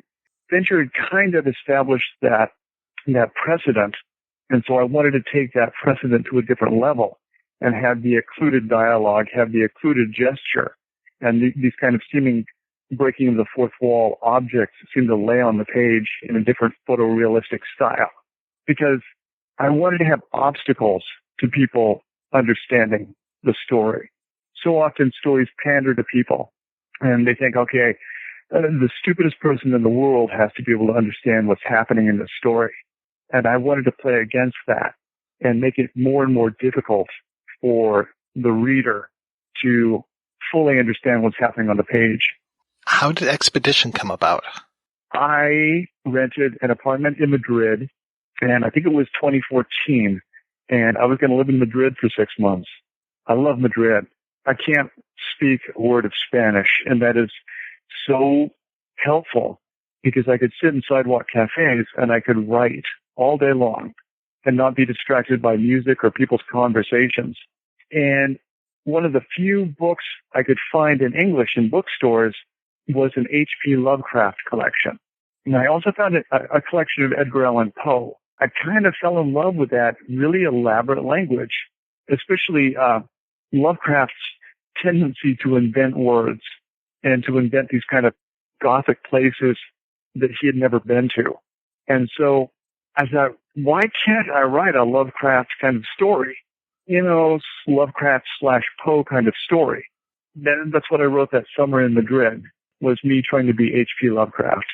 How did the decision to put that out as an LP come about? The company just came to me and they said, we'd like to do these limited edition LPs that sell out within 4 or 5 seconds. They had also done, I believe, a LP of Bret Easton Ellis. I can't remember what story. They seem to have such a pedigree and they seem to have such success. And I really did want to support vinyl because vinyl seems like such a wonderful losing battle that you can't help but want to side with the underdog. And so why not do vinyl? Well, speaking of underdogs, were those your dogs barking on that?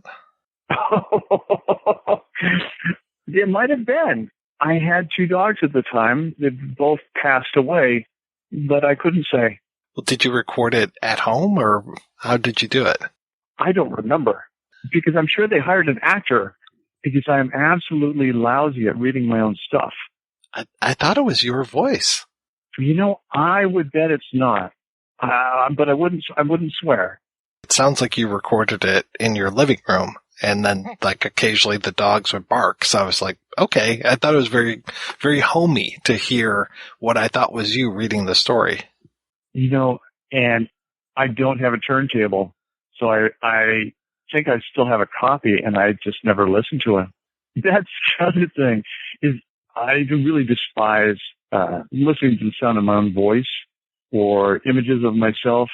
Yeah, so it's just not a place that I really want to go.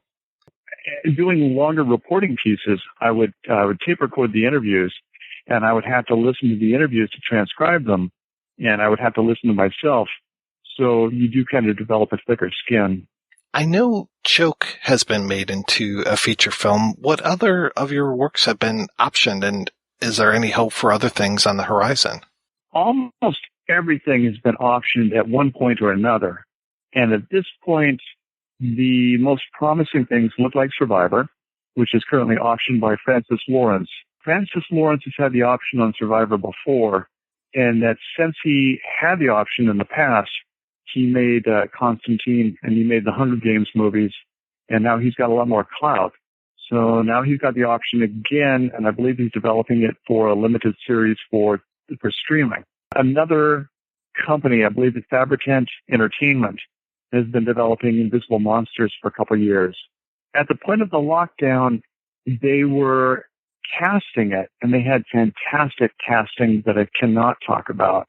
But it looks like Invisible Monsters would be a streaming series as well in the near future. But I really can't talk about it. I don't want to steal anybody's thunder. You know, Ranch is also optioned for a film. I think that might be it, but I wouldn't be surprised if there were some still optioned that I wasn't aware of. Now, I had read forever ago, well, I can tell you it was just about 20 years ago, that Survivor was going to be coming out, but then it got derailed because of September 11th. Right, and Gwyneth Paltrow's brother, Jake, had written what I understand was a fantastic first draft of a screenplay, and Fox had the option. And then September 11th happened, and it wasn't until Francis Lawrence optioned it some years after that. I think at one point even the Wachowski brothers, now the Wachowski sisters, they had the option on it for a while. Like with One Flew Over the Cuckoo's Nest, it's one of these options that just kind of goes on and off for a long time. Well, I hope every time they have to re-option it, you get a little in the bank account. I do, but my heart breaks a little bit when people invest their time and their money and they're not able to make a project work. So how did the pandemic affect you? I had 3 big books out last year. And the first one, the writing book, I got to tour for it. And it was terrific. And the book has done well. And the book got the best reviews of probably anything I've ever written in my life. So the writing book was a hit. And then Fight Club 3, which I did not realize was going to have almost a $50 price point, because I wanted to put as much in that book as possible. And I ended up making the book so fat and so expensive that, at least as a hardcover, I think I hurt the sales. And at the same time, I wasn't able to tour because that was the height of the lockdown. The book has recouped all of its production costs, but I don't really think it's going to be a big force until I can go out on the road with it, or until it goes to paperback. And Fight Club 3 was supposed to be, the next big thing, was the lockdown. And then last fall, I had a big thriller, The Invention of Sound, that goes paperback this fall. And it got fantastic reviews, and it got me on every gigantic podcast there is. And people really loved that book, but I didn't get to tour with it. And touring has become a big part of my creative process. It's a chance to test new material on audiences and see if they engage with it.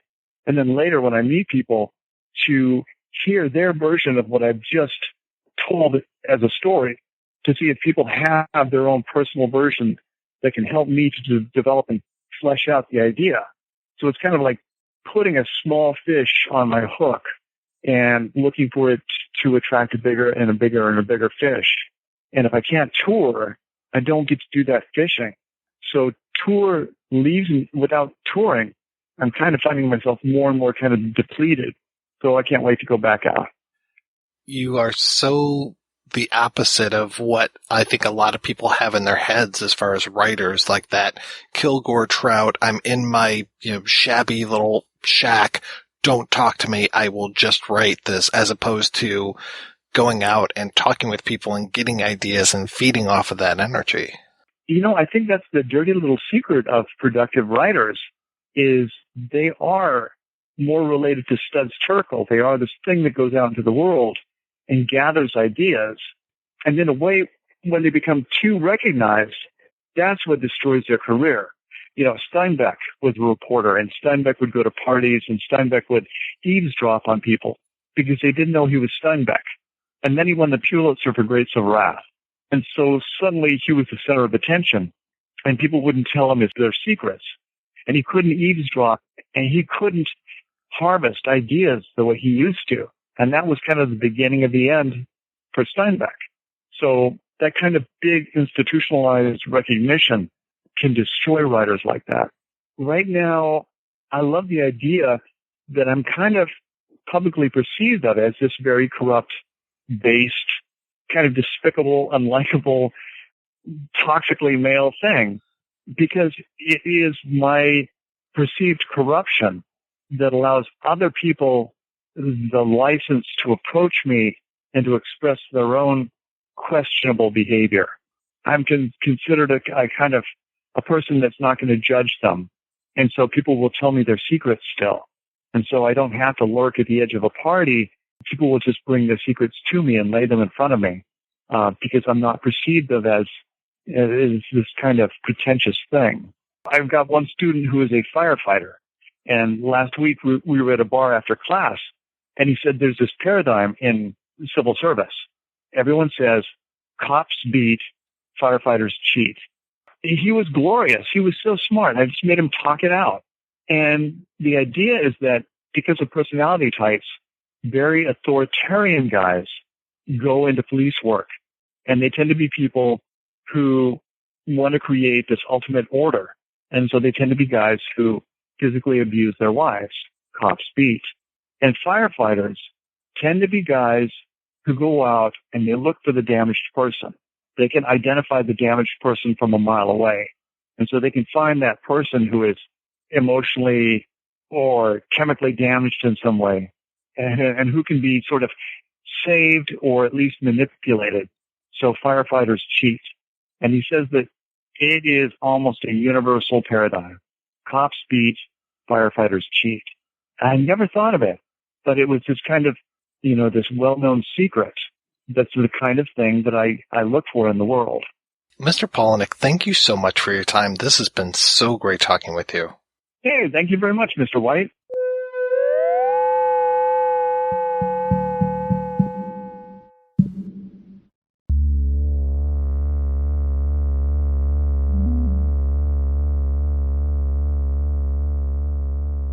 Up next, we're going to hear from producer Ross Bell. Can you tell me a little bit about how you got into the business? By mistake. After university, as an Australian, most Australians, if they can afford it, leave the country. So for 2 years, I backpacked around Europe after my economics degree at Sydney University. Now, this is important for the ending of the film of Fight Club. At university, I studied political economics. And my thesis for my honors year was on global banking and how they were redlining countries and refusing to give them loans. It was about how they were determining which countries actually could prosper based on their profitability. And there was this one line that always stuck with me, that there is more debt than there is money in the world. And if all the debtor nations at the time got together and formed a cartel and said, we're not going to pay, it would be the end of civilization, the end of capitalism. I'm going to misquote this, but maybe you can get the correct quote, which is, if you owe your bank $100, you're in trouble. If you owe your bank $100 million, they're in trouble. So this idea that you can topple the system if everyone in debt said, no, we're not going to pay. But anyhow, that was my thesis at university. And then I went and had a job interview with Lloyds Bank International, and I was going to become this banker based on this thesis, which was really a critique of capitalism. I was more interested in meeting Germans who were going to Paris to see an exhibit of an Italian artist, and this crossroads of ideas. So when I got back to Australia, I knew I wanted to work in the dissemination of new ideas. Whatever that took, I put on a cabaret with some friends, and we invested our own money. We produced it ourselves. We made enough money back to break even, but I had to perform it each night, and I'm not a performer. And I thought, this is crazy, to do this in front of 60 to 100 people a night. If we filmed it, it could be in a canister and shown around the world for the rest of time. So movie making, you are creating the culture. This is here forever. I wrote to every producer in Australia 100 letters. Only 2 people replied. And I got my first job as a runner on a film. And I thought, okay, I'll work my way up through the production ranks. But that's not where the ideas are. You get a job in production because someone else has got the idea up and running and got it financed, right? One of the films I worked on with Karen Allen, of all people, from Raiders of the Lost Ark, she was doing a film in Australia. the trailer was being cut by an American who said, "You're being wasted here, come to LA." And that was in 1989. I came to LA thinking, I'll just stay for a couple of weeks, look around. I never thought I was leaving Australia to go to Hollywood to get some experience. I was interning for Roger Corman. Now, Roger Corman back in the day was, there was a straight-to-video market. If Jaws came out, he did Piranha. He would sort of take whatever was popular and do his cheaper version of it. The man never lost money on any of his films. And I was in his office in Brentwood, would work late and used to sleep in the office. And he came in one morning and there I am asleep on his couch because his was the only office that had a full couch. Nobody else had a couch. And he said, "Who the fuck are you?" I said, "Oh, I'm Ross Grayson Bell. I work here and you don't pay me." He said, "Okay, that'll be right. You better get up, go wash your face." So I get out of the office thinking I'm busted. And I come back in and he said, "I want you to do a scene-by-scene breakdown of Lethal Weapon," which had just come out on video, "and tell me why this film worked." So I did that overnight, went back in the next day. He said, "Great, I want a facsimile of this story. Come up with a one-pager, an idea for it." Overnight. I was in the office and he was on the video call with the distribution company, RCA Columbia, which he does all these videos. And because of my thesis, I knew how to catch someone's attention in 3 sentences. So the first page of this 2-page document was just 3 sentences. That's all he read to them, to RCA, and they said, "We'll buy it." So he turned to me and said, "I'll pay you $3,000 to write me a screenplay based on this one page, the 2 pages that you did, and you've got 2 weeks." It took me 4 weeks, and it was in production in Peru about 4 months later, and I was a produced screenwriter within 7 months of being in LA, and I never went back to Australia. These opportunities never happen outside. It's such a factory here, and I love Australia, don't get me wrong, but the government subsidized the film industry. It's much more of a sheltered workshop, where here it's people are throwing out ideas, not ripping each other off, but, it's a real market-driven rather than a culture-driven. Australia is often culture-driven, as it should be, maybe. After you're a published screenwriter, what happens then? That was a $3,000 one-time payment. I'm still not making any money. So I interviewed around and got a job as an assistant to Tracy Barone, who was the vice president of creative affairs for Ray Stark's company. Ray Stark made Funny Girl, The Way We Were, Steel Magnolias, The Secret of My Success.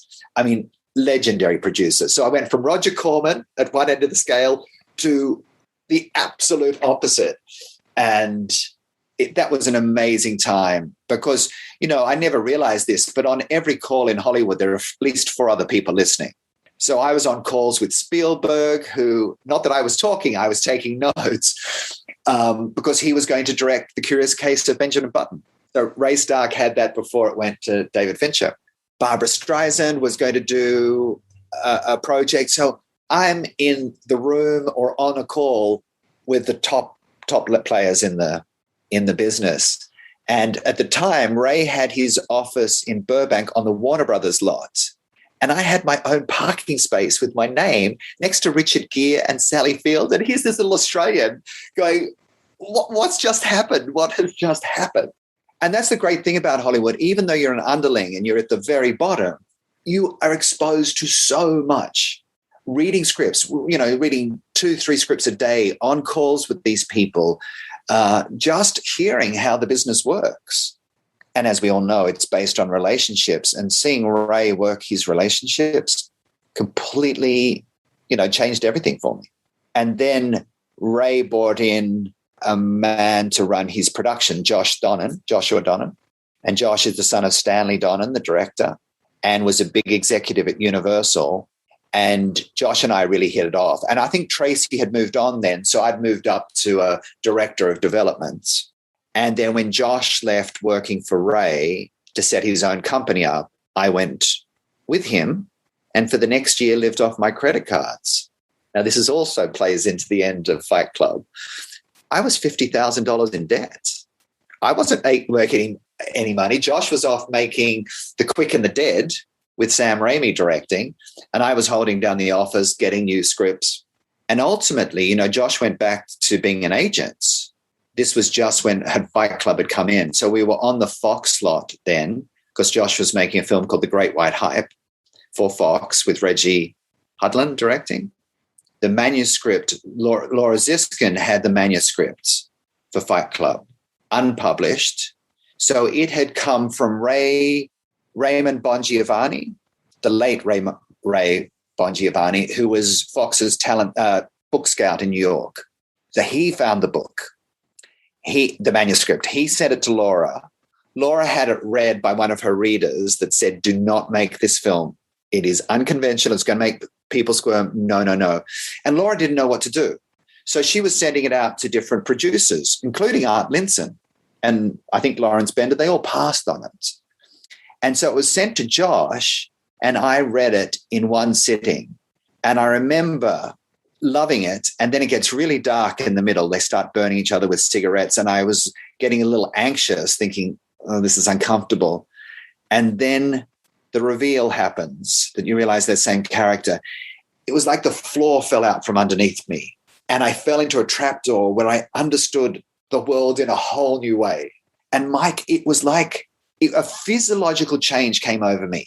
I could feel this rush coming up. And I was, we've got to make this, we've got to make this, we've got to make this.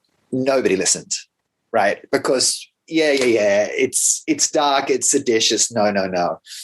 So during this time, I always thought to get everyone who can say yes in the room together, because, it's like Chinese whispers in a way. There are so many people in the chain that the passion and enthusiasm for anything can get lost. So I thought, imagine if everybody was in the room at the same time and heard the same thing and the same laughter. I thought, right, we'll do a reading of the book. And I got a group of 4 unknown actors who to this day I credit with the success of what happened. And we did a read-through. The first read-through was 6 hours long. Ridiculous. We started editing. I started editing, rearranging stuff in the book, cutting and pasting, turning monologue into dialogue. And what was interesting is also I'd done a lot of work with the hero's journey, the 12 stages of the hero's journey. And I was able to map out, and this is what's so interesting. Everyone thinks it's a groundbreaking, seditious film, and it is. But structurally, it is laid out as the hero's journey. And that helped me rearrange the book into a linear fashion. And what I love about these 4 actors was they would go off on weekends and workshop stuff together and come back with ideas for cuts. So eventually, after about 3 months, now anybody could have optioned the book during this time. After 3 months, we got it down to 50 minutes. I then rented sound recording equipment on my credit cards. I'm now at $55,000 in debt. We did this read through, taped it, but it wasn't as good a performance as the rehearsal the day before. So I thought, oh, fuck, that's a waste of money. Threw the tape in a bottom drawer. And a week later said, that's crazy. I've done it. And I sent it to Laura Ziskin. She was driving to Montecito on the freeway, which is about a 50-minute drive. The tape was 50 minutes. She called me the next day and said, I'm making this film. Now, what I had done, like any good producer, is sort of take away the risk for them. Finally, she got what the story was. And when you look at Chuck's book, it's actually a collection of short stories. It doesn't form a full narrative. Now, what was brilliant about all that working with the actors is that Jim Uhls, who the studio had no clue they wanted for it, to write it, he was in the room with me. He was so passionate about it. He took the risk. There was no guarantee that he would ever get the job. But so he was in there. We knew what line was on what page of the book. We were so involved in it. Because I think Laura Ziskin originally wanted Buck Henry, who did The Graduate, to write it. My argument was, yes, he spoke to that generation. I'm not being ageist, or maybe I am, but this is a new generation. We need a new voice. Now, at the same time as we were doing the editing and the putting together of the tape, I was shortlisting directors. And there were 4 that I wanted: Bryan Singer, Danny Boyle, Peter Jackson, and David Fincher. Now, Josh, this was before he'd gone back to being an agent. Before he was at Ray Stark, he was an executive at Universal. And even though David Fincher was in the wilderness after Alien 3, Josh knew that he was a talented director and had kept a relationship going. Josh then was David's agent, manager. They produced House of Cards together. So it's been an ongoing relationship because Josh was there when nobody was there for David Fincher. And Josh said, look, I haven't read this, but you've got to pay attention. At the same time as Josh was doing that with David, I was on the phone with Doug Friedman, his assistant, and we were faxing each other back some of the best scenes from the book. We were laughing so much. We were so into it that David got on the phone and said, what are you up to? And we said, this is the book. You have to read it. I'd flown to Wellington in New Zealand to meet Peter Jackson. And when Fincher signed on and it was announced in the trades, Peter Jackson sent me a note saying, I wish I'd read it sooner. And Bryan Singer never read it, and it didn't go much further with Danny Boyle. So it was kind of a confluence of events. And then with Fincher on board, the studio felt a lot more secure. The producer doesn't make the movie, really. It is the director. And the director's going to get the cast, and they were hoping he would get Brad. And it took a few tries, but he did get Brad. But they said, if David Fincher signs off on Jim Uhls, we'll go with Jim Uhls. So David did sign off on it, thinking that it would take us 5 writers, 20 drafts to get this right. And David was off in San Francisco making the game, and Jim handed in the first draft, and it was a mess. We tried it without a voiceover. We tried a few things. Now, no agent wants their client writing drafts for free. But again, Jim was so passionate. I said, look, let's just work on the ending. Because in the book, they blow up the natural history. They blow up a building, the Parker Morris building, to fall onto the Natural History Museum to destroy civilization symbolically. I said, well, that's ridiculous. Who cares if a museum gets crushed under a falling building? I said, what is something that would be the destruction of the civilization, but also make people happy? And I said, imagine if you didn't have to pay off your debts. So tying these all back. And there was a scene we'd written where the buildings are blowing up and all the cars stop, a bit like Network, the film Network. And the people look up at the buildings, and flaming out of the buildings are all their credit card bills falling down on fire, right? And that would be the end of civilization. And what is interesting is when Chuck read, and the quote is somewhere online if you want to find it exactly, when he read the script, he wished he could have gone back and changed the ending of his book, which was now being published, because we got it in a way that he hadn't yet. So by stringing it together that way, it actually made for a very powerful ending. And this might be one of the few times where I think the film, I'm not saying it's better than the book, but is absolutely complementary. They're companion pieces in this fight against consumerism or this realignment of values. And I really credit that to Jim being in the room, those actors, and the work we did. By the time Fincher finished the game in San Francisco, I think it was a Saturday, he was flying back to LA. I said, I'm sending you the script. And he was blown away. And everybody knew then we had a movie in one draft. Now, in reality, it was 2, maybe 3 drafts because Jim had done the extra work. And then there was more writing. I think Andy Kevin Walker did an uncredited polish or rewrite. But I say this to anybody who's in film. It's the fact that a very small core group of people knew exactly what the movie was. I really believe that, or knew what the story was. The way that the script captures the book, taking those little lines that you'll see towards the end and moving them towards the beginning and putting something from someone's mouth into another mouth, just it works so well. It really does. But still, there are some lines that Jim Uhls came up with. I remember being after the premiere, we used to go around on different nights to different theaters to hear the audience reaction. The voiceover of Ed Norton's character, and he was faking something, and he says, yeah, I'd like to thank the Academy. And it was so in Chuck's voice, but that was Jim Uhls. He came up with that line. And there are other ones like that. I don't know if synchronicity is the word, but somehow when creative like minds join forces, it's a very powerful thing. And there were differences of opinion. Believe me, David Fincher, he had some very different ideas to the movie because I think it's a love story. And he would roll his eyes when I'd say that. But there's still a line that survives in the film that says this is all about Marla Singer. And I think one of the challenges we face, you might disagree with me, is the film at the end is not about her.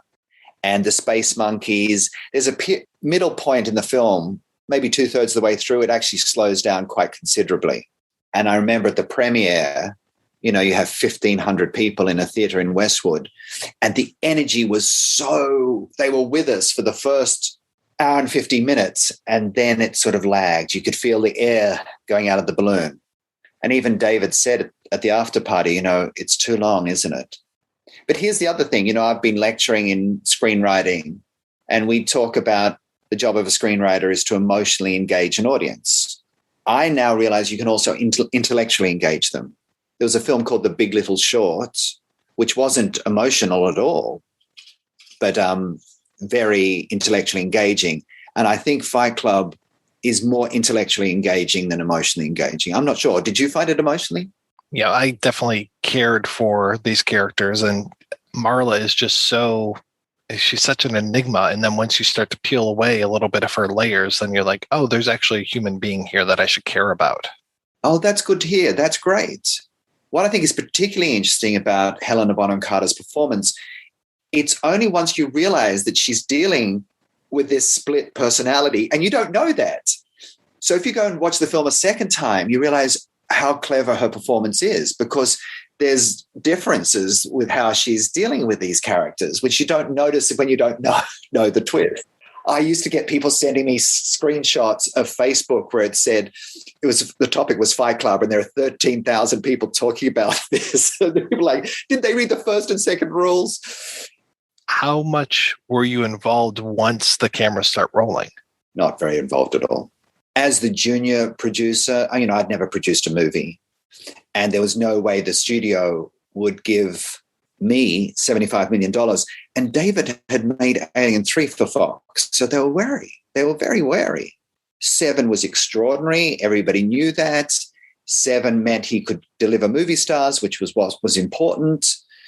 So they brought in Art Linson, who had originally, you know, passed on the material, and he was not very comfortable with an unproduced producer, having too much say and too many ideas. And then also Sion Chafin, who is Fincher's life partner. She produces all his movies, the nuts and bolts. So a line producer, but a producer, absolutely. So with those two running the show, there wasn't much for me in that. And that partly that's a great disappointment, but the only reason the film exists is because of me. And I don't believe for a minute it would have happened without that singular focus and those actors and the read-through. What we did was, And even Jim Uhls wasn't involved after a point. That's why I think it was Andy Kevin Walker that did anything they needed in terms of rewrites. But Jim still gets sole credit. It was an amazing experience. And even to the point where Anita Bush, she was writing for The Hollywood Reporter at the time. She was a columnist. And she went after us in her column about how irresponsible we had been as filmmakers. And I actually wrote a reply, which was published. But, you know, this idea that violent films create a violent culture. I said, okay. So, and she referenced Columbine, what had happened in Columbine, which I believe was 1999. And, you know, those damaged, traumatized kids who did that terrible thing, you know, they went after the jocks and the cheerleaders. Now, I'm generalizing a little here, but they felt so disenfranchised by a system that they went after those sports heroes first to shoot them. So there could be an argument that any film that venerates these kind of ideals to the disenfranchisement of others could also be to blame.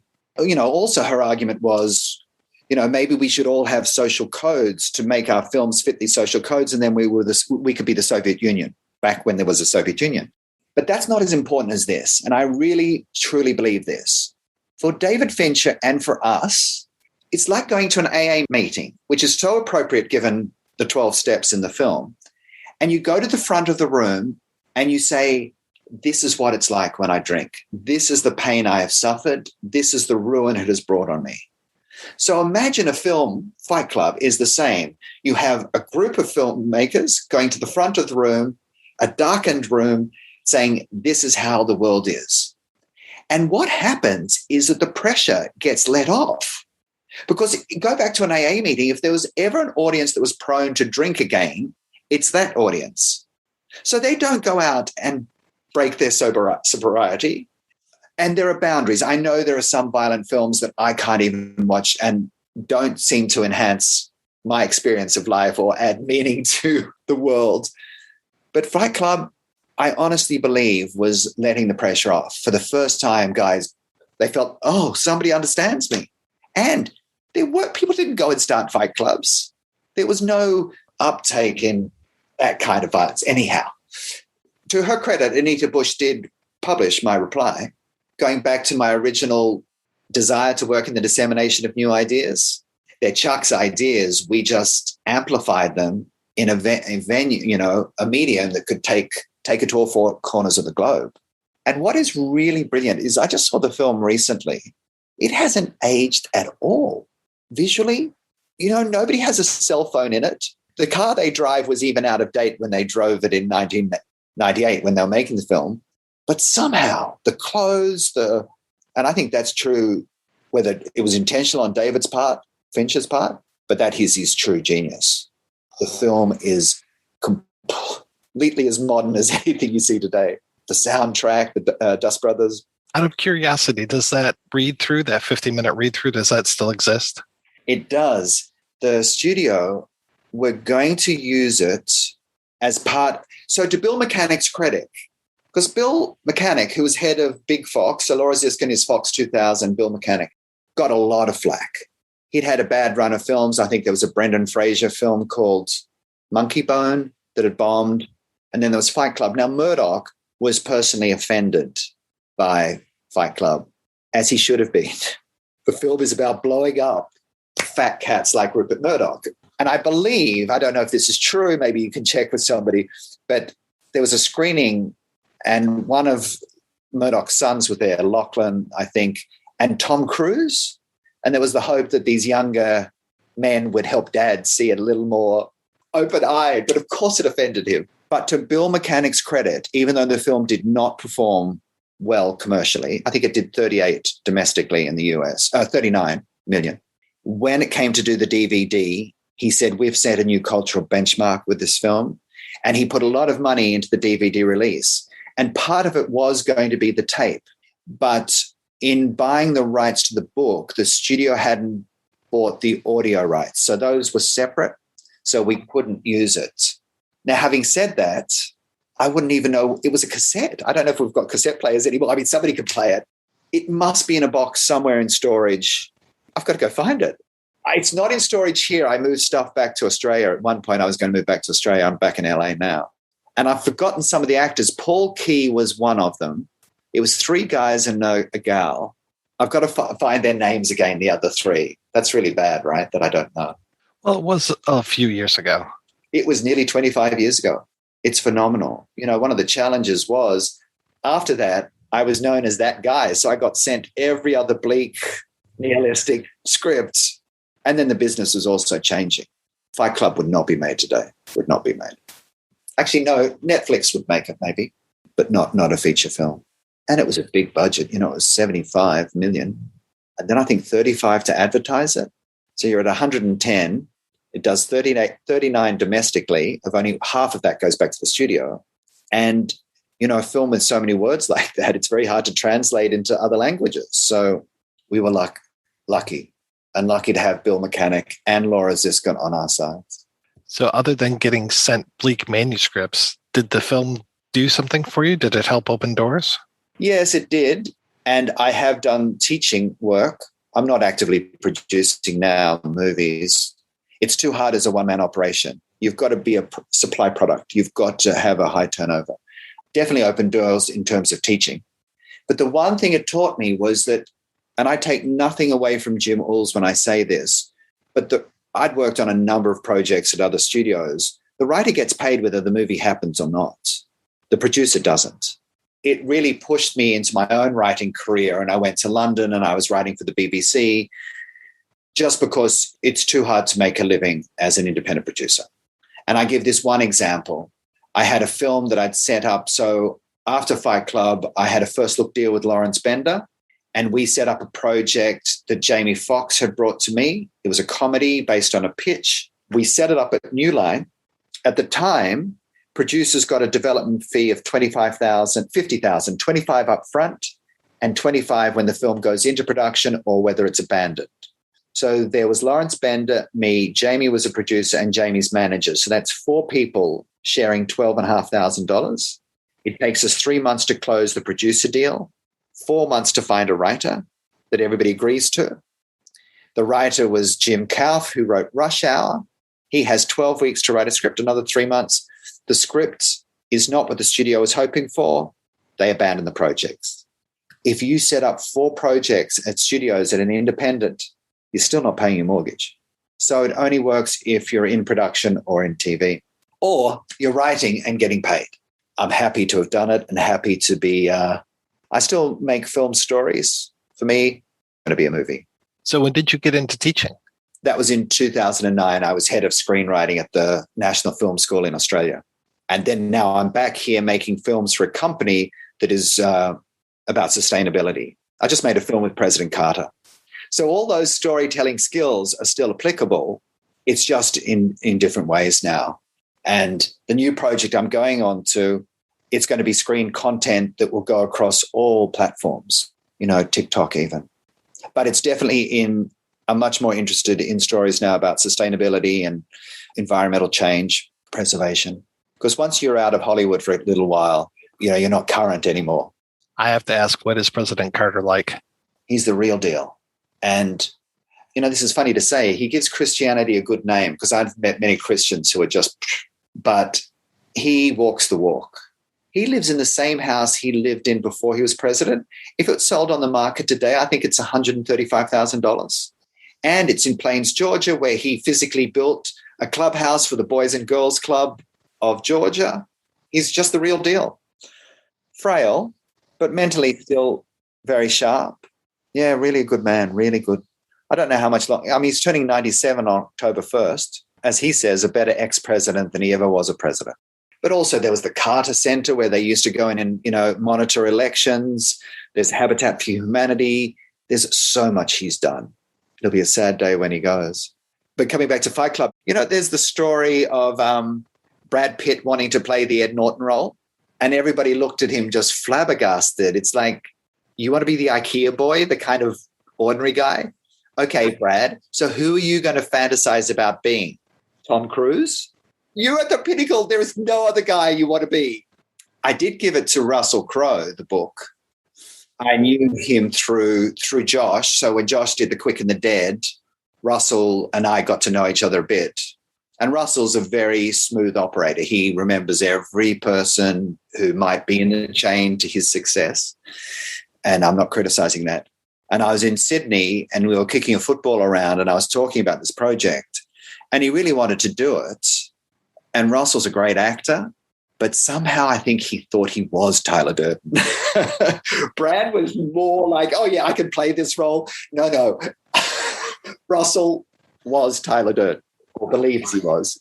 So, and again, the casting is uniquely right. I think Brad, the cool nonchalance with which he plays that part, he was at the top of his game and he could pull it off. This is what I love about him. At the premiere, he was with Jennifer Aniston at the time, and everybody else had arrived and walked into the theatre, but all the fans were in the bleachers, and he and her, they walked around the car and went over to them. And, that whole thing is, this is part of what you pay for. But when the lights are off, you don't come to my house, you don't paparazzi snap me. And I think that's fundamental ordinariness of him that he likes to cultivate, or so that he doesn't lose his way, is part of the appeal. He looks like a god, but he's just one of us too. One of David Fincher's assistants, Rachel, she was having a party at her rented house and Brad turned up, so he's genuine. I really appreciate your time. This was such a pleasure talking with you. It's great. I love talking about Fight Club. Even though we shouldn't, I do love it.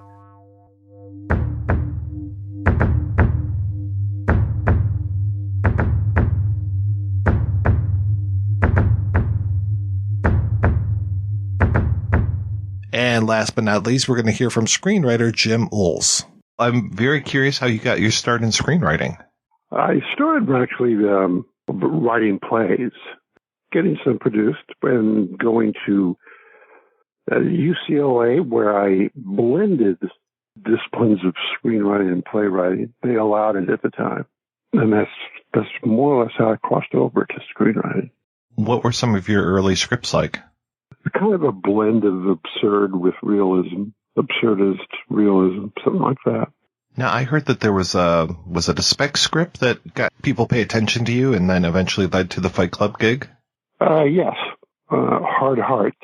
It was a sort of a unique combination of genres as well. It was a heavily character-driven, neurotic relationship with a man and a woman who are a couple, and they work together as bounty hunters. My title mashup for it was Annie Hall meets Bonnie and Clyde. That kept getting, the right person's attention. Someone and then someone else, and led to the gig. So how were you approached for Fight Club? I believe my agent and I started making contact with the people who were controlling the rights at the time. But it all started because a friend sent it to it was not published. It was a manuscript. But it had a publisher. It just wasn't on the shelf yet. I'm not even sure if this was the final version that the editor had gone through yet or not. And the friend that sent it to me worked for a producer and said, every studio in town has passed on this. I just thought of you and you've got to read it. Is that a compliment? Yeah, no, it was meant to be. And then I read it and I thought it would be such a great gig to be paid to do an adaptation of this. I know that it's never going to be a film, never be made into a movie. It would be fun to be paid to work on it. I just kept insinuating the Hard Heart script into the right people's hands. That was both with the producers and the studio, which was newly formed, called Fox 2000. I don't know how many divisions of Fox there were at that time, but certainly the main Fox studio had passed on it, and like all the rest had. But there was interest at Fox 2000. The person that sent you the manuscript, was that Ross Bell? No, Ross Bell was the producer, one of the these two producing partners that were on the project, and I met him after I had read it. And he and Josh Donnan, who then wound up going to Argentine, they were the first two producers on Fight Club, and I started having more than one meeting with them and kept it, sort of kept myself in the air, so to speak. They finally, after a lot of meetings, including with David Fincher, I was finally hired to write it. Then all of a sudden I was faced with the task of having to write a screenplay. What David and I both did was go through and use a yellow marker to mark things that we thought had to be there, because it was too much to do in one film. So we basically had marked, as I recall, the same things. We were in agreement about it. And then it was a little bit, then he went off to make the game. I did the first draft. It was only Ross Bell by then as a producer. We talked about the possibility of whether we have narration or don't have narration. We were able to get that message to David. He got back to us that he thought we should definitely try it with narration, and that it should be something that's not used just for exposition or just to give us information, but it should be sort of its own sardonic character, which is pretty much how I saw it too at the time. Because nobody likes to think that they're leaning on narration for anything. So I sort of made the approach to it fun. Luckily, I managed to pull off a first draft that kept the project alive, which is the number one job of the first draft. It was good. In fact, people were very complimentary about it, so I was happy with that. Then there was a break for a while because David was going to be unavailable for a while. And not only shooting the game, but post-production on it and everything. Fox 2000 gave me another writing assignment in the meantime. And it was an adaptation of a nonfiction book written as a scripted fictional biography of the young Elvis Presley called Last Train to Memphis. That one got pretty close. But anyway, we had to do that for a while. And then I came back then Fincher was free again. And we went over the first draft and made notes on it. And we proceeded from there. How's that first draft differ from what we see today? I had not completely exploited non-linear, to completely step outside of, have the narration step outside of a linear story, even though it was acerbic and made commentary on things, sometimes contradicting what was shown. David wanted to explore non-linear, like the point where the narrator says, "Let me tell you a little bit about Tyler Durden." And that kind of thing, where you step out of the timeline, was the big change, as I recall, going into the second draft. And then changes became smaller and smaller. Generally, in adaptation, if you're striving to create the experience in the viewer that the reader got from reading the book, you change things rather than just leave them exactly the same. A person would say, no, the changed version, they would point to and say, that's like the book. It's just a strange how the transfer from one form to another really does require changes. I do remember using a lot of what was just first-person narration and breaking it into dialogue scenes so that Tyler said a lot of what in the book was said by the narrator. Some scenes I created whole cloth.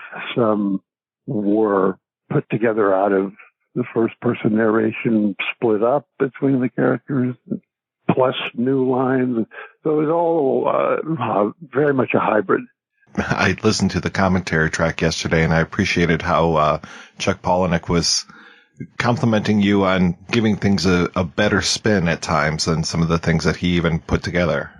One of the funny things was we brought him down, and the first time we sat down with him, I think it was the only time we really had an official full conversation with him. And I say official, I shouldn't say if it wasn't official, because it's something David and I wanted to do, but it's not required. But we wanted to ask him about a lot of why did you do this and why did you do that? And he would say, I don't know. I mean, if he didn't know, he'd say, I don't know. He was quite candid. Obviously, if he did know, he'd tell us. So there were certain things like I remember that I particularly wanted the car scene, the car accident scene, which in the novel is just 3 of the space monkeys, as they're called, the Project Mayhem, and the narrator. We call him Jack. He's never called by that name, his real name anyway, in the film or the book. And Tyler wasn't in the car. And I thought, it just seems too important of a moment not to have Tyler actually driving the car and being the one who's going to cause the accident. And Chuck said, yeah, you're right. I like that idea. Some of it was like that.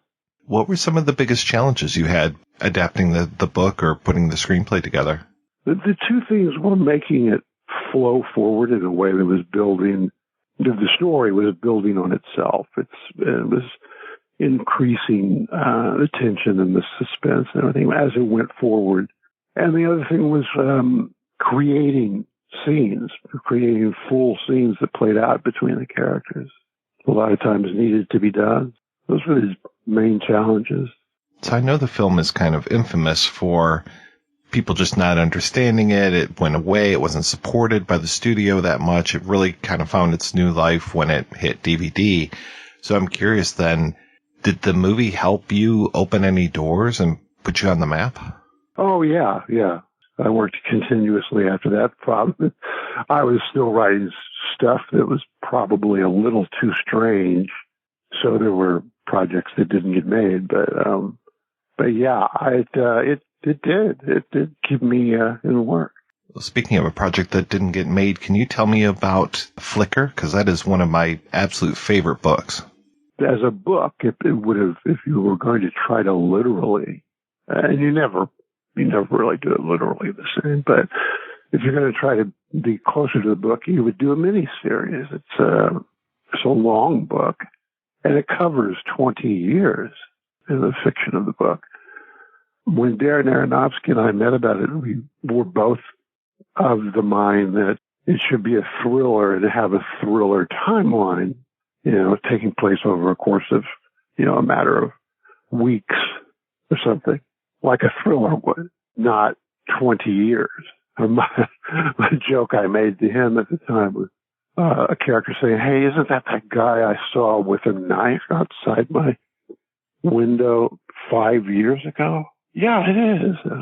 But I mean, a novel is written to be like a miniseries.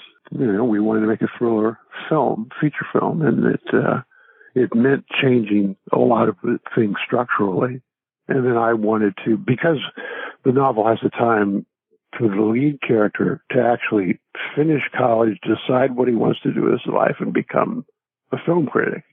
We had to start him doing whatever he was doing, and I switched it to a film preservationist, because it sort of gave him a different way than we usually see of going in as kind of a detective with the lost films of Max Castle, finding things, in the actual celluloid. It seemed to be the interesting way to go with him, keeping Claire as a film critic, which she was in the novel, and that worked out fine. But anyway, I think it was the biggest considerations we had in changing it. What ended up happening with the project? It came down to being a nose-to-nose horse race. Things came together on the fountain really fast all of a sudden. Then he got a little, I will only say this because he would say it, he got a little spooked by the Da Vinci Code with some similarities it had. I could see it, but I thought it was unfortunate because it was the qualities that were similar were the things that could be changed, I think, with the least problem. It depends. It depends on how much you think the films of Max Castle and his involvement in a group that was medieval in origin and it having these dark secrets and being a branch of Catholicism. In the novel, it was the Cathars. We actually had them have a fictional name, I think. But in any case, it had this Gothic horror thing to it that was like the Da Vinci Code. Whereas if that cult could have been changed enough to be more like, the Heaven's Gate cult or something. I don't know if we want everybody wearing tennis shoes, but something to get our mind away from that aspect. I don't think that there's other aspects that are similar. I don't really know beyond that what happened. That's pretty much what I know. It's also possible that he could sense there was going to be a fight over budget that he didn't want to do. I'm guessing on that from just clues, but that's not definite. Can you tell me, is the Remo Williams project, The Destroyer, is that pretty much off the table at this point as well? I don't know, because it's the rights situations. The situation has kept changing on that. I actually don't know where that is right now. I don't think Shane knows exactly where it is right now, or maybe he does know exactly, but it's so Byzantine to explain the problem, he hasn't told me. What are you working on these days? A pitch for a TV series with a production company that I have to come up with a title for it, even though it's based on underlying material. That the title of that is already being used in television. So it's an untitled project right now, and that and very strange adult animation series, which I'm not supposed to talk about what it's about. right now. Should it get made? The likelihood is looking good. Once you do see it and know about it, you'll see that it's. I was not making it up that it's strange, because it is quite strange. You have one on your CV called Sweet Talk, and I've been looking for that for a long time, but can't find it. Is that a real movie? It's just so tough to find. Yeah, I don't know why that's there. No, that's script. It was a play. I didn't write the play. I did the script sort of as an investor a long time ago, which was one way of saying write it for free. But it's the same advantage you have with a spec, because I knew the novelist and he was letting me do what I wanted with it and make whatever deal I can make with it. So I thought, well, it's like writing a spec, and I like the idea. It never actually got made, so I don't know why they have it on there. You are listed as one of many writers on Jumper. Where do you fit into the story on that? With Jumper, there had been a version written by one of those writers, and I'm blanking not only on titles like The Fountain, but people's names. Well, I know credited it was David Goyer. Right. So David wrote, I believe, the first draft without. I'm not sure if Doug Lyman was on it when David wrote the first version of it. It's based on a series of books, young adult books. I think they are about somebody who can self-teleport. There had been this exploration of an entire way to do a story that involved terrorists, and it was just a different story. And when I was approached by Doug Lyman, it was to do a different story, basically, of it, which involved not only the people who are able to self-teleport, but the people who are naturally born with the ability to hunt them. And that became the center point of the plot, which the movie still has. Somewhere when I think pre-production had started, Simon was producing the movie and was very close to Doug.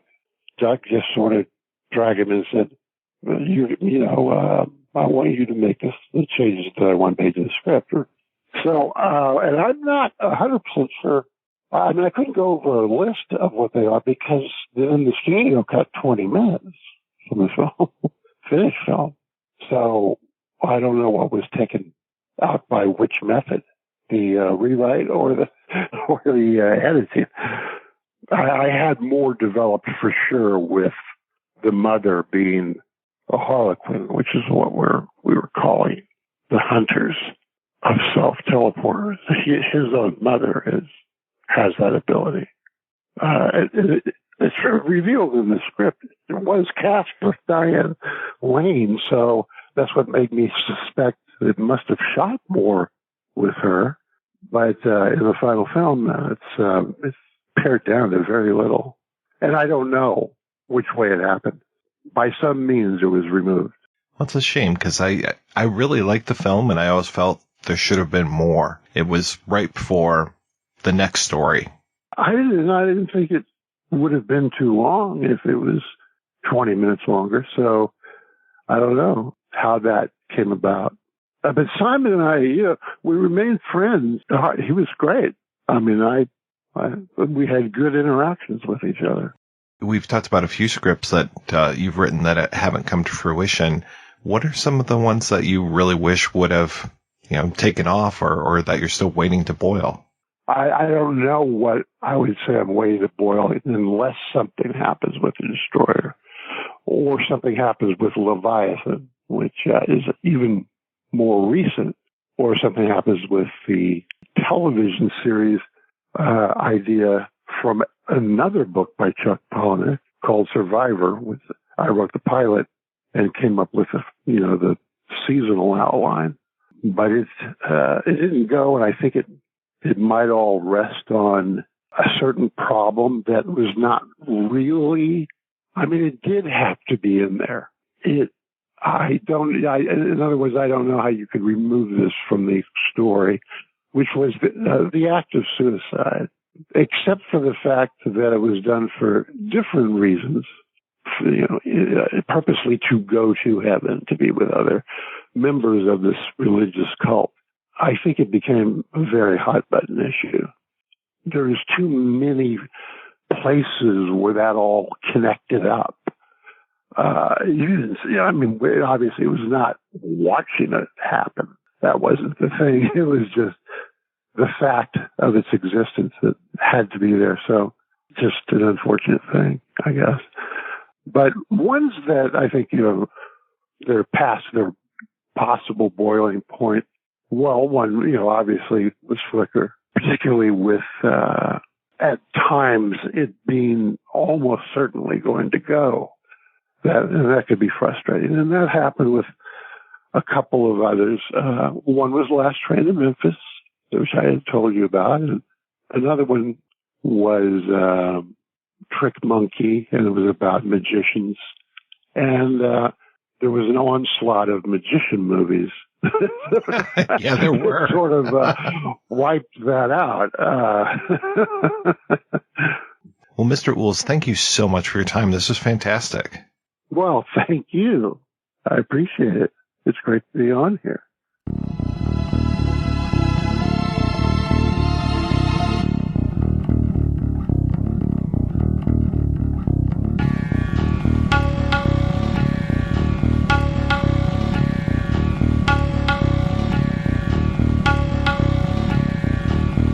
All right, we are back and we are talking about Fight Club.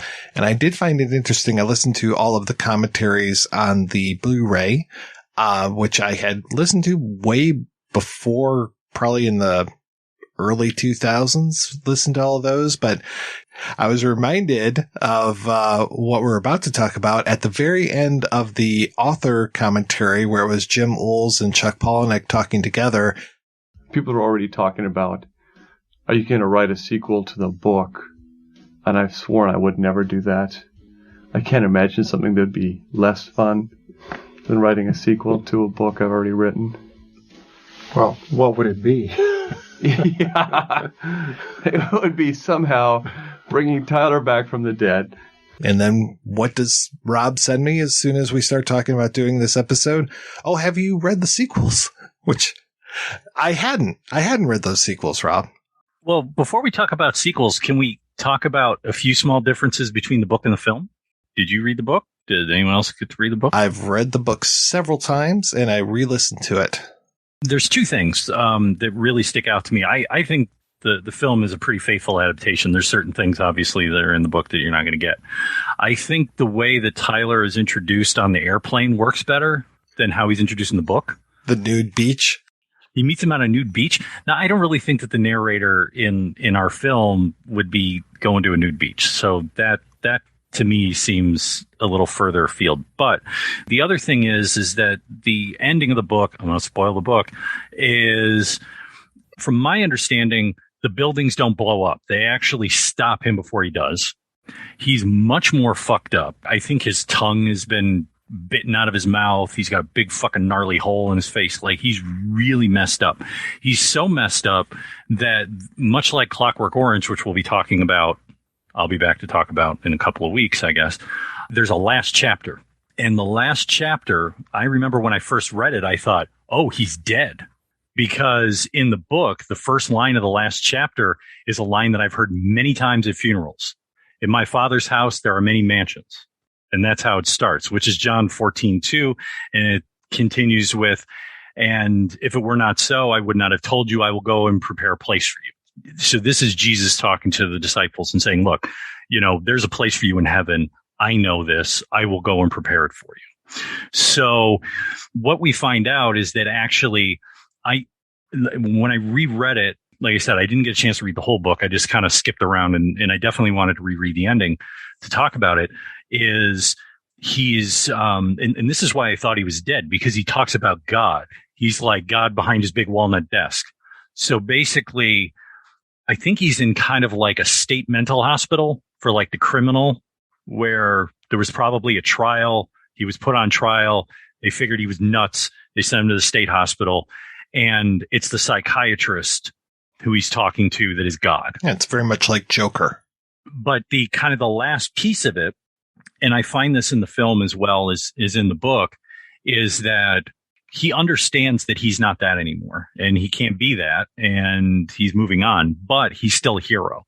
And it's the working people in the mental hospital, the guy mopping, the orderlies, who kind of like, thank you for your work, sir. You know, I'm a big fan of your work and all of this. And, you know, you'll be getting out of here someday and things like that. So there's still this feeling that even though for him, maybe he's got to move on from it, or it never was what it was supposed to be, there's still this value, which, like I was talking about earlier with this whole thing, you know, with the John, like I said, I think it's John the Baptist and Last Temptation of Christ, where it's like, they don't need you anymore. You know, they have the system you've developed, and that matters for them. You as a person are kind of irrelevant. So for me, that ending in the book, much like the ending of Clockwork Orange, which we'll talk about, adds this extra layer that would not be as impactful. Like the ending of the film, as the film is different, but different in a good way. Even though the ending is different in the book, I feel you can have both. Like, I'm obviously one of our great local authors who's passed away, Elmore Leonard, used to say the book's the book and the film's the film. When it came to the adaptation, it doesn't destroy my book because someone does an adaptation. So. Well, what you're saying as far as him being considered a hero kind of reminds me of that interesting twist at the end of Taxi Driver. He's not a vigilante, you know, he's not an assassin, he's a hero. You know, he saved Iris. Oh, this is fantastic. Thank you so much, Mr. Bickle, which is ironic because of the way that he names himself. Jack names himself as Travis, and Rupert, you know, I guess kind of speaking again to Joker because of let's say cribbing of those two films into what ended up being Joker. I also seem to remember that the end of Fight Club, it's not just Marla who shows up. It's a lot of the people from the different groups show up, which is interesting too, because that will be very similar, I want to say, to the ending of Choke, at least the book. I've only seen the movie of Choke once. And as I was watching the movie, I was just like, okay, this reminds me of Fight Club too much. I can't really enjoy this. I remembered liking the book of Choke a little bit more, but I remember liking Survivor probably the best out of those early Palahniuk books.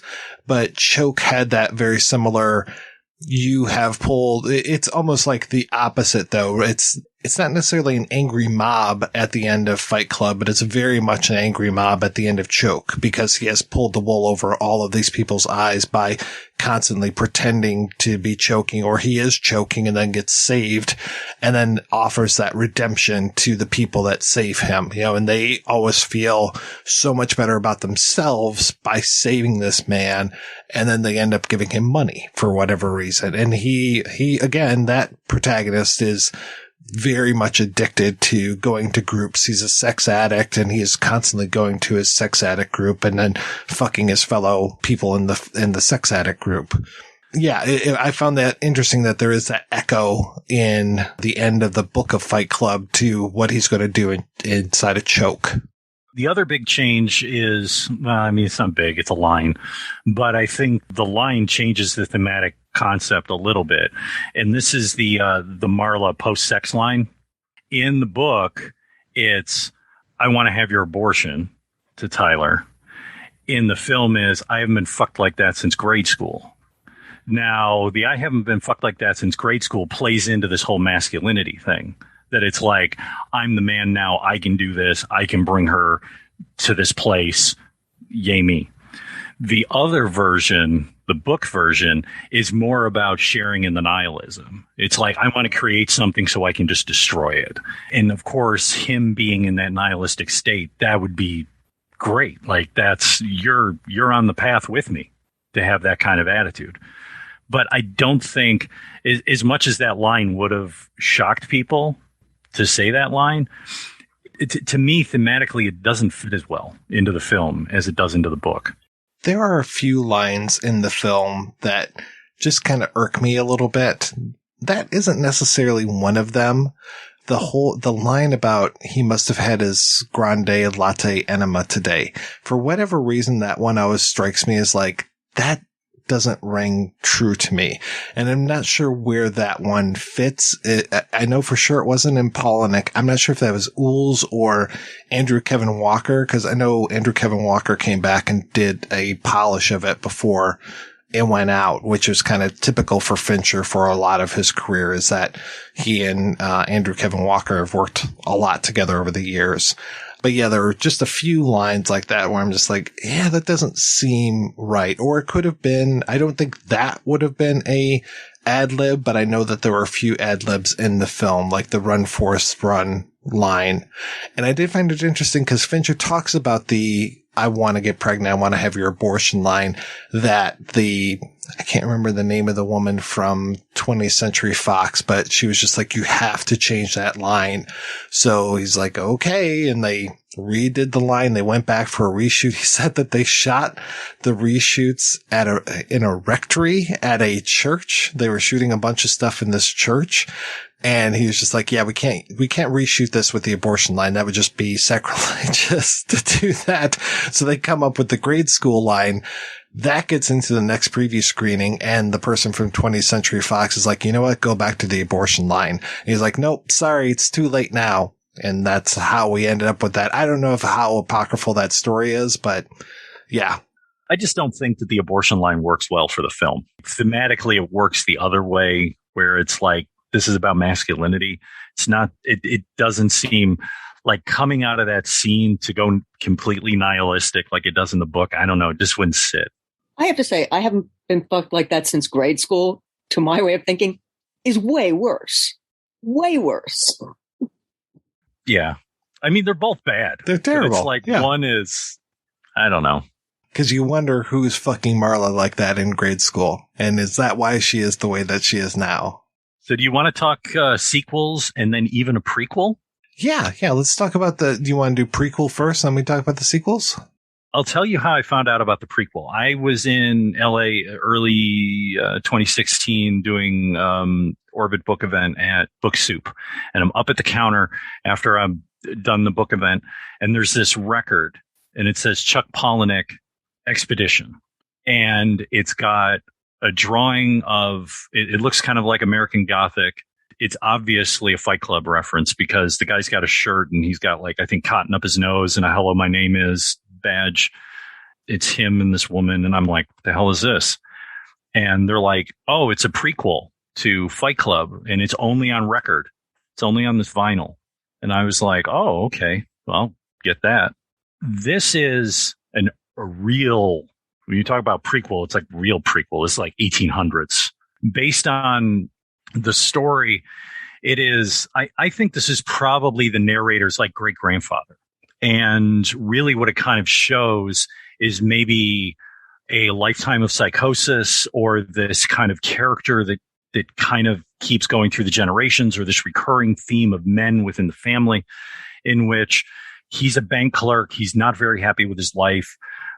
He's got a 10-year-old boy, and to kind of make his evenings interesting, he's gone into basically kind of the Skid Row red light district of this town. Now, it's not really said where the town is, but I believe that he probably based some of this on Portland, where he's from. And the reason why I say that is when he really gets into it, he talks about these catacombs and these tunnels. Now, if you ever go to Portland, do yourself a favor and find what they call the Shanghai Tunnels Tour. And what it was back in the 1800s, because the streets were so muddy, they actually built these tunnels in Portland so that when ships came in, they could move the merchandise underground to the various places. Now, why they call them the Shanghai Tunnels is because some of the bars that sat above these tunnels would have like fake floors, and they would trap men, basically get them drunk, and then throw the trap, and they would fall. And then they would be put on ships. And then before they know it, they're working on a merchant ship going to Shanghai. So that's why I call them Shanghai Tunnels. Well, also in there, because of the West Coast, and they had all these, Chinese immigrant laborers and things like that, there was like opium dens underground. There was all of this. It's really fascinating history. So anyway, he goes out and he's been writing down in this journal, like all of these stories that he hears. And he knows that his father, when he was 10, 20 years earlier. So there's this thing about age 30, which I'll get to in a minute with something else, where he keeps, it seems like the men keep doing this. So for example, his father disappeared when he was 10. His grandfather disappeared on his dad when he was 10. And there seems to be this kind of reoccurrence. And when you listen to the whole story, and I don't want to ruin the story in terms of how it ends, but there is a reference in there about Tyler, where he meets someone and he talks about Tyler to him. And that's where the connection is. So there's this character that seems to keep haunting the men of this family in some way. I was kind of reminded of our narrator's name is Jack. And I was reminded a little bit of the idea of Jack the Ripper continuing to haunt people. You know, there's an episode of Star Trek where the spirit of Jack the Ripper enters into Scotty. There's the whole idea I was talking about with cruising all those years ago, as far as like, is it actually a spirit that's moving from person to person like Jack the Ripper? So I was reminded of that whole idea of like Tyler, yes, is a manifestation that haunts people throughout all of these things. And then suddenly turns more into like a supernatural thing where I was just like, okay, I'm not a big fan. If you can get it, it's on YouTube if anyone's interested in listening to it. But for me, the first time I listened to it was my wife's a fan of Fight Club. As a matter of fact, we used to go to Halloween parties. It was like the easiest way to dress up. It was just a, suit and tie, little blood and a hello, my name is badge. And she would get tarted up a little bit and Marla badge and we're good to go. So it was easy. So she really loves the film and everything. So when I got this record and I brought it back from LA, it was like, turned all the lights off, lit a couple of candles, put the record on, flip it. It's like 25 minutes aside because it's just spoken word with a little bit of like a music background behind it, which is really atmospheric. And we just really enjoyed it as like, spend an hour in the dark, just, listening to Chuck tell you the story. I like it. What did you think of the sequel comics? Now, the sequel comics, I did not get a chance to reread them. I've been way too busy before this.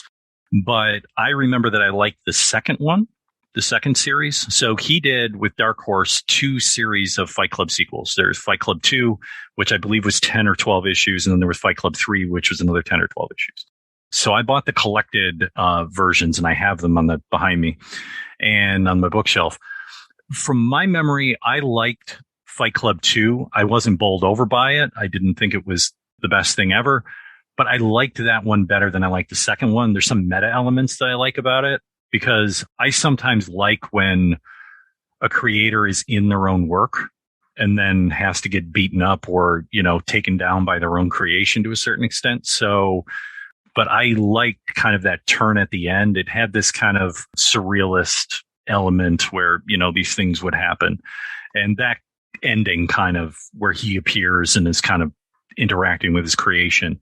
I like that. Even with the little YouTube video that I sent you earlier today, which you're like, oh yeah, I got that already. The whole thing about Fight Club for kids. It's a little YouTube joke that he did where he goes, hi, I'm Chuck Palahniuk. I basically just wrote Fight Club. When he dies, it'll be Chuck Palahniuk, author of Fight Club, died, aged, whatever. So him kind of talking back to his creation or engaging with it in that way. I thought that was fun.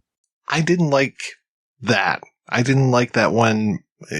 I can't say I like 3 either.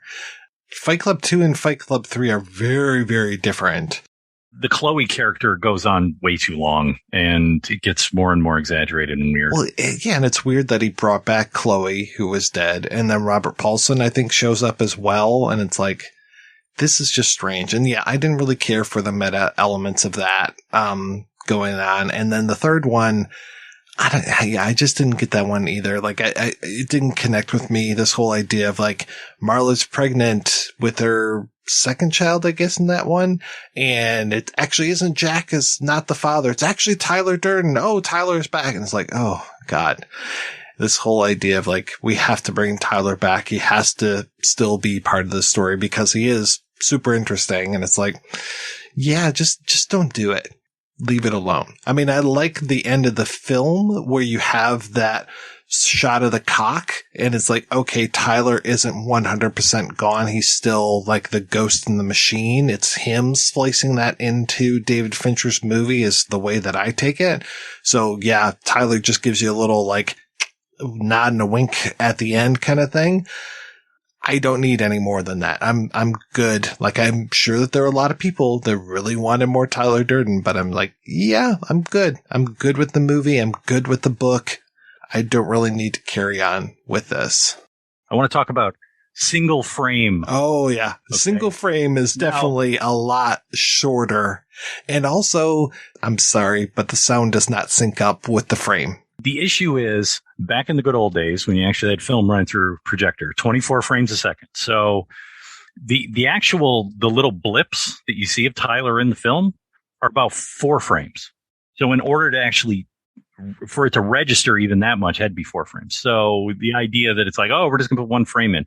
I know I'm being a spoilsport. I'm trying to impose an actual reality on this thing. How dare you, sir? Working in a theater, working with a projector, like I have a lot of love for rushing celluloid. So I was just like, it just didn't work that way. It's too fast. Nobody would see it.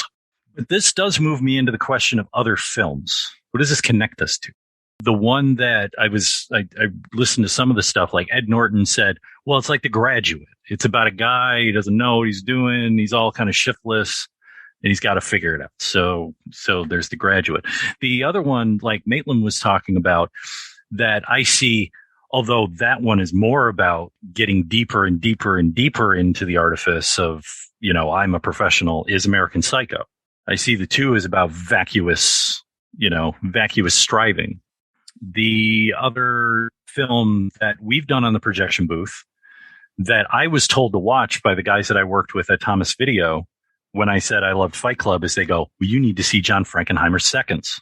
So just to remind people who haven't seen John Frankenheimer's Seconds, you need to go see it. Criterion's got a lovely edition of it, and then you can listen to our episode. Is about a guy who's a insurance salesman on Long Island, kind of bored by his life. His buddy calls him up and he thinks he's dead. And he's like, no, I'm not dead. I've been reborn. Well, how have you been reborn? Well, there's this organization. They'll call you and they'll do complete reconstructive surgery and they'll create an entire new life for you. And your old life will be over. So he becomes Rock Hudson and then finds out he doesn't necessarily like being Rock Hudson. But it's really good. Paranoid thriller, 1966. Allegedly, piece of trivia, we did talk about this on that episode, that Brian Wilson saw this in the theater when it came out and it freaked him out so bad he didn't see another movie for like 15 years. Well, the character's name is Wilson as well, which didn't help. So he thought that the movie was talking to him. The one that comes the closest to Fight Club is Tokyo Fist. Have you seen Tokyo Fist? I have not. Is that Shinya Tsukamoto? Yeah, the guy who did Tetsuo the Iron Man. No, yeah. I haven't seen that one. Nor have I. It's about a guy who's a businessman, and he's got this little rinky-dink apartment in Japan, and he can't stand his boss. And it's basically him and his boss kind of fight each other. And it gets into a lot of these things about corporate striving and masculinity, and his girlfriend's involved and things like that. It's been a while since I've seen it, but Tokyo Fist, I would put on there and say it's almost like a Japanese version in some ways. It's got some thematic elements. And then the other one that I was thinking about recently, which I really love, and I know some people have been kind of two minds, and I remember walking out of the theater and going kind of, and then I thought about it and I go, wow, that was actually more brilliant than I thought, was Midsummer. So the aspect of cults, the aspect of the atomization of the individual, of, family splintering, and somebody trying to find something. They're trying to find something they can connect to that's real. So much so that at one point she starts speaking fluent, Swedish or something, So I really like that film. Because to me, there's a lot of kind of cultural stuff, much like Fight Club, about this sort of disconnect, of families and this disconnect from yourself and sort of like, well, what am I doing here and why am I here and what am I trying to accomplish? Well, that trauma, because doesn't it start with their whole family killing themselves? Yeah, there's trauma elements on top of it as well. I just think seeing Chris Pratt look alike being sewn into a bear suit was pretty interesting. That was horrifying, I have to say. Tell me he doesn't look like Chris Pratt, though. Come on. No, he does. Especially in the bear suit. The first time I saw Fight Club, all I could think was, I have never seen a film quite like this.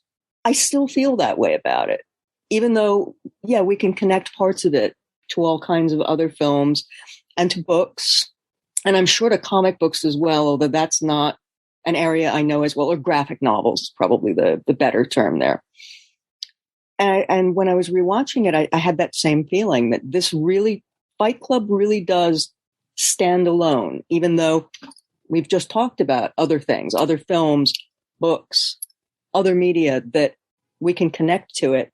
It really does stand on its own for me in a really visceral way. And I guess visceral is the term you have to use. It is a gut punch of a movie, and it's a gut punch in its own particular way. It's funny, the one thing that I've seen other films do similarly to Fight Club, it's that trope of the reveal. And I think that the reveal is handled so well in Fight Club. The use of the flashbacks and just the tiny, tiny little flashbacks, just a few, seconds of here's this moment in the movie, here's this moment in the movie. And they're kind of out of order if memory serves. They're very brief and they just really take you through and they don't hold you by the hand. And I like that Tyler makes Jack say that they're the same person. And then we get those real quick flashes and we get those moments that we thought were Tyler. And now suddenly we're seeing them recontextualized with Jack. I've seen that done in other movies since then, that kind of reveal of like the thing that you thought you knew, like, oh, the killer was actually these two guys. It wasn't the one guy. I know that's Scream and that's a few years earlier, but like other reveals that you get where you suddenly get like little flashbacks. And I'm like, yeah, they did it better in Fight Club. I think Fight Club is so well put together. And one of the things I really like having rewatched it so many times for this podcast, listened to the commentaries and things, is hearing and seeing the little things that you never noticed before, like that it takes a little bit before you pick up on, like when Jack confronts Marla at the one group that she lets that coffee overflow. Like you can actually, if you watch it close, like she just leaves the coffee running when he pulls her away. And so you see the cup start to overflow. Or there's a guy who's coming up to speak to her right about that same time, right when Jack is approaching her. He sees them and then turns on his heel and walks away. It's like all the background characters have their own stories going on at the same time, which is very nice. And just rewatching and watching this film so many times, talking about like, I talked about echoes earlier, the echoes of dialogue that you get, even things like the power animal, the penguin saying slide, Marla saying slide. And then later on, he's talking about Tyler and it's like Tyler really let things slide. And it's just like those repeated words that you're getting and just those repeated phrases, like the guy who's leading the remaining men together when he's like, I look around this room and I see, what does Tyler say when he gives one of his first big speeches? I look around this room, and it's like, that's really nice that they have that repetition and that echo and that, again, it's kind of a signal, like Tyler is not just coming up with this. Tyler's pulling from Jack's subconscious. He's heard all these words before and he's just, again, recontextualizing it. It's so nice. I'm kind of getting off tangent with the whole idea of what Fight Club does better. But I mean, it's just such a well put together film that there's very few things, we were talking about lines that we didn't necessarily like earlier, but it's kind of hard to point those things out because there are not very many things that I dislike about this film. One of the things that I like most about Fight Club is that when you reach its conclusion, it almost feels as though the emulsion should just melt, that it is so completely, utterly done. You want to see the light from the projector burning through the film and everything simply dissolving. It's apocalyptic in a very controlled way. And I find that really disturbing is not the right word, because disturbing is kind of a weasel word. It can mean a lot of things. And yet I don't want to say shattering, because it's more a melting and the feeling that it would stick to you and burn as it melted that you get at the end of Fight Club. I find that just chilling. I really love that this film is film. Yes, they did a lot of effects digitally, but it's kind of a celebration. It's kind of the last hurrah of film itself. You talked about, having like that kind of Monty Hellman type ending where you burn the movie in the projector. Rob, you were talking about the whole idea of the single frames kind of thing.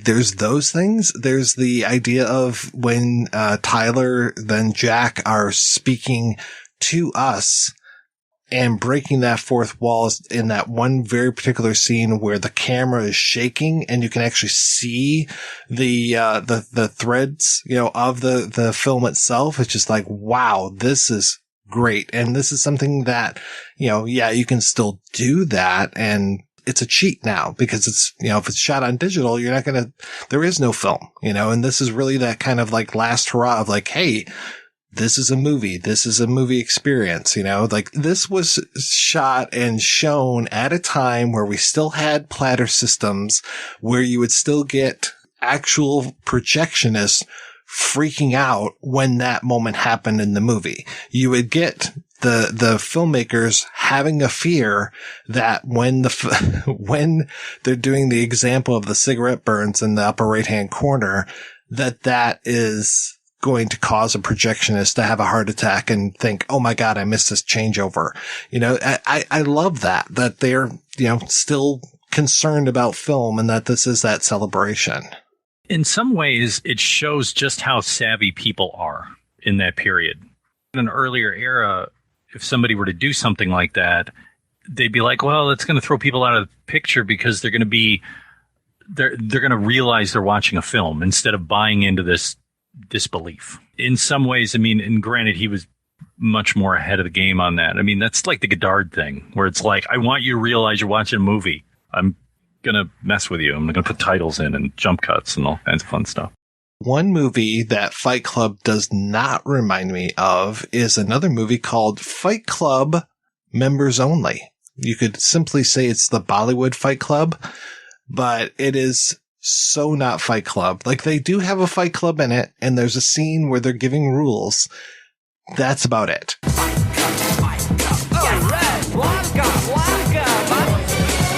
Welcome to Fight Club. Rule number 5, valid reason. Rule number 4, no weapons. Rule number 3 is the left-hand rule.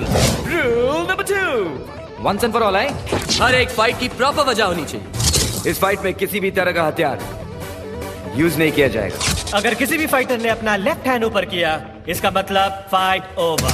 कोई भी दो लोग आपस में सिर्फ एक ही बार लड़ सकते हैं. Okay, boys and girls, rule number 1 and the most important rule. क्या तुम सबको पता है कि फाइट क्लब क्या है? No! Good. Because there is no fight club. So guys, are you gonna stick to the rules? You want to see some action? Yeah! Good! Okay, boys and girls, let's get this party rocking! Do not watch Fight Club Members Only. There's a video, and I'll post it on the website when this goes live, where a guy breaks down the movie. He's done it several times. I watched the video that he did on the, basically the, Bollywood, Silence of the Lambs. So, enjoy that one as well. But yeah, it's not a good movie. And then I found it interesting too that, of course, we're talking about how Fight Club lived on so much that the whole idea of like the parroting of the first rule of Fight Club, like that just became shorthand for so much that there are other movies that have Fight Club in the title. There's Female Fight Club with Dolph Lundgren in it. And there's Zombie Fight Club, which I can't remember if it's Japanese or Chinese. It's definitely an Asian film. And both of those films, even though they're called Fight Club or have Fight Club in the title, it's much more of a gladiatorial type of thing. These fight clubs, and I remember there was one with Zoe Bell where she had to fight people. Didn't have Fight Club in the title, but there are these gladiatorial type movies where they get paired up, like you have to fight a zombie or you have to fight this other woman. It's like, yeah, no, the thing I like about Fight Club, the movie and the book and just the idea is that these guys are doing it for themselves. You know, they're not doing it for sport for somebody else. There's not money being made off of this stuff. It's, again, that anti-corporate stuff. It's not for, you know, Jeff Goldblum to be watching and enjoying kind of thing. It's just these two people are being surrounded by a bunch of other men, and people are watching them fight, and they are enjoying themselves, and they're exploring themselves by being in these fist fights. There's none of that other stuff where these other movies that have Fight Club in the title are not Fight Clubs. Well, there is a purity to Fight Club. It's not about spectacle. It's all about something that's being concealed. You have to go to a special place at a particular time. If you can do that, you can be part of Fight Club. But it's not in any way about commercialization of this idea. And I think that that is one of the things that makes it as intense as it is, because no matter how much what you're looking at on the screen is a spectacle, because that's what movies are. They're a spectacle and you watch them. But there's no invitation to you to join into it in any way. You're always on the outside. You're always watching. And it is always completely about those characters. There's nobody that you're invited to identify with. There's nobody to pull you into the movie, even though you are completely pulled into the movie because it is so intense on every level. It is very much about something that you actually can't be part of, no matter how many times you watch it. Yeah, and there are those people that want to identify with Tyler, but it's like you're identifying with the imaginary friend. You know, the Tyler isn't real. So it's kind of a trick on the audience that wants to identify with that character so much. They have the rug pulled out from under them at the end. And that's one of the pieces of genius about it being who it is. He's, to use that awful term, very relatable. You can see people thinking, well, I want to be like that, or I want to know that guy, or I want to be in this guy's world. And yet you can't be. You are shut out. You can only be a spectator. You can't be drawn into that world. It's a really alienating film because it does not invite you in on any level. And that's what's great about it, is that it is so about, and by the way, you're not part of this. One of the things that I remember in the early reviews was all of this stuff about, oh, it's fascism. This is Nietzschean. And one of the things is Nietzsche's book, Das Sprach Zarathustra. So what is this? So it's a novel that opens with Zarathustra descending from the cave out of the mountains after 10 years. And he's got all these ideas. And the point is that basically humanity needs to evolve. That man is just a bridge between the animal and the Übermensch, the Superman, the Overman, the one who is the exalted. So he goes out and he talks to the people and says, hey, I've got this knowledge, and then basically is rejected by the herd. So he goes, fine, I'm not going to throw my pearls before you. I'm just only going to speak to the people who want to separate themselves from the herd.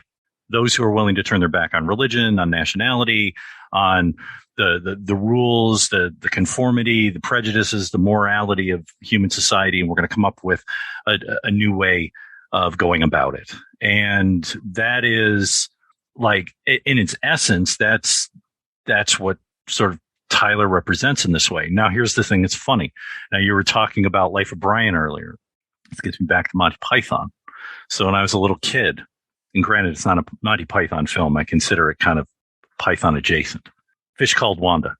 The Kevin Kline character, Otto, as he's torturing the Michael Palin stutterer Ken character, quizzes him on all of this Nietzschean questions about, you know, what book did Nietzsche claim that all higher art is based on cruelty, you know, beyond good and evil, all of this stuff. So when I was like, I don't know, 10 years old or something when that film came out, that's what originally got me to start reading Nietzsche. So by the time I had gone to see Fight Club, I'm like, oh, okay, I get it. I get where all this is. But here's the thing. Anyone who thinks that Tyler Durden is prescriptive is basically Otto. They're an idiot. That they would base their entire life around it, and go, this is the life that you should have. So I just find that funny for me. So Otto's an idiot, and so are most of the people that are in Fight Club, especially when you get that road trip that Jack takes trying to find Tyler and coming across all those people. I mean, the guy who works in a dry cleaning place. I'm not exposed to speak any such information to you, nor would I, even if I had said information you want at this juncture, be able. You're a moron. I'm afraid I'm going to have to ask you to leave. Or, the guy with the halo around his head, and he's just like, is this a trick? Like, these are not very smart people.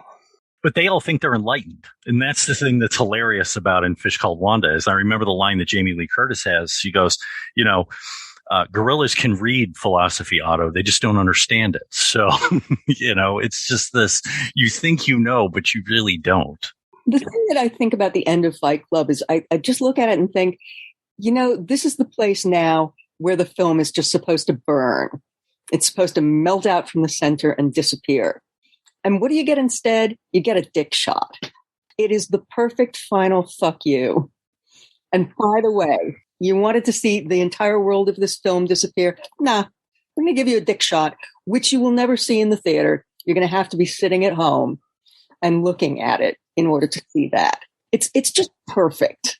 You had mentioned in the rundown penguins. Why penguins as the power animal?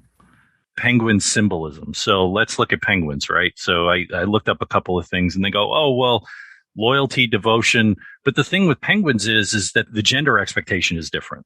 So basically the female lays the eggs and then the male penguin watches over it while the female goes out to hunt. So there are these changes of how the family structure is different.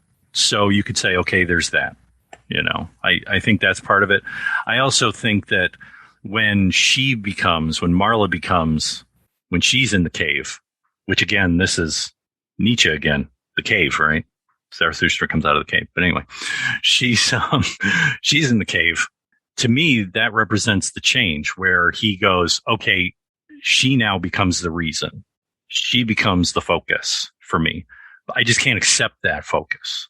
And that's basically because for the first couple of times that I watched the movie, I'm like, why is she in there?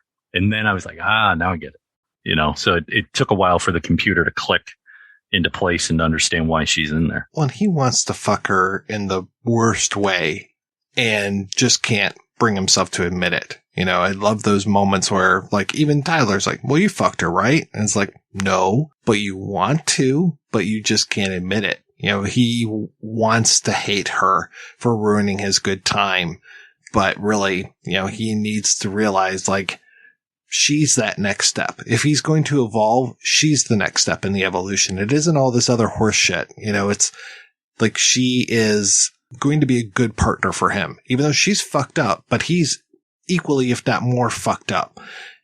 They really belong together. And normally I don't like that in movies where it's like, oh, we have to couple these two characters, but they're kind of the perfect couple. In an apocalyptic kind of way. That's what's great. And, if all the credit bureaus and credit cards and all that stuff happen to go away tomorrow, they get degaussed like all those videos in Blockbuster, I'd be okay with that. It's so funny that, we're still debating, quote unquote, about student debt. And it's like, if there's ever been a time to erase the debt record, that would be it. But, I paid off my student loans, so all those people should have to pay those off too, even though my student loans were just a fraction because college prices are so fucking outrageous. But, it's all about me personally. So if you can't pay off that $100,000 of debt, then fuck you, because it's all about me and my needs.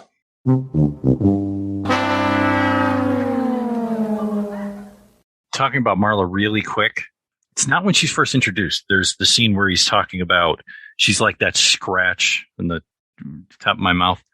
And she lights her cigarette and she exhales in slow motion. She looks like a Giger painting to me. Like I just look at that image of the smoke just coming out of her mouth and it looks like something that Giger would have painted. It's just perfect. and it's in slow-mo like that, which, knowing Fincher, that to me at the same time with being Giger feels like Scorsese, because Scorsese used to slow things down, like in Raging Bull, where it's like Kathy Moriarty, it's like she's in slow-mo. It means he wants her, it's got that, that animal attraction thing. So I just thought it was just so beautiful. I mean, now you got to put the thing saying, oh, they're smoking in the film, but just lights it, and then, it's like, oh, it's just a beautiful image. Well, it's not as bad as the Indian films, going back to Bollywood Fight Club.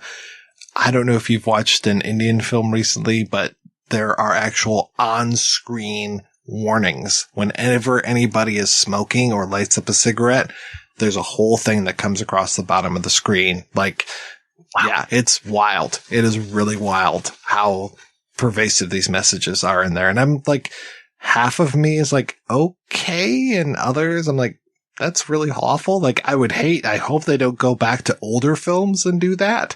Like, can you imagine watching like Casablanca or any Bogart film? Can you imagine watching any film noir where they're going to throw a warning about smoking on the screen?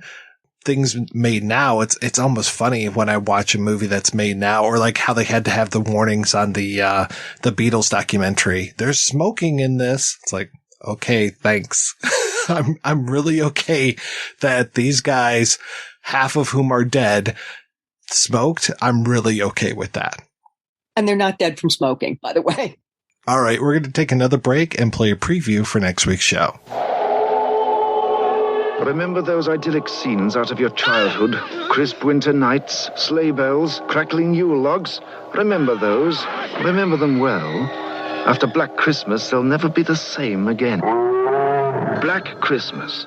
That's right. We'll be back next week with a perfect movie for the holidays, Black Christmas. Until then, I want to thank this week's co-host, Robin Maitland. So, Maitland, what has been keeping you busy? Oh, this, that, and the other thing, I guess. Have you been publishing any more gay romance novels?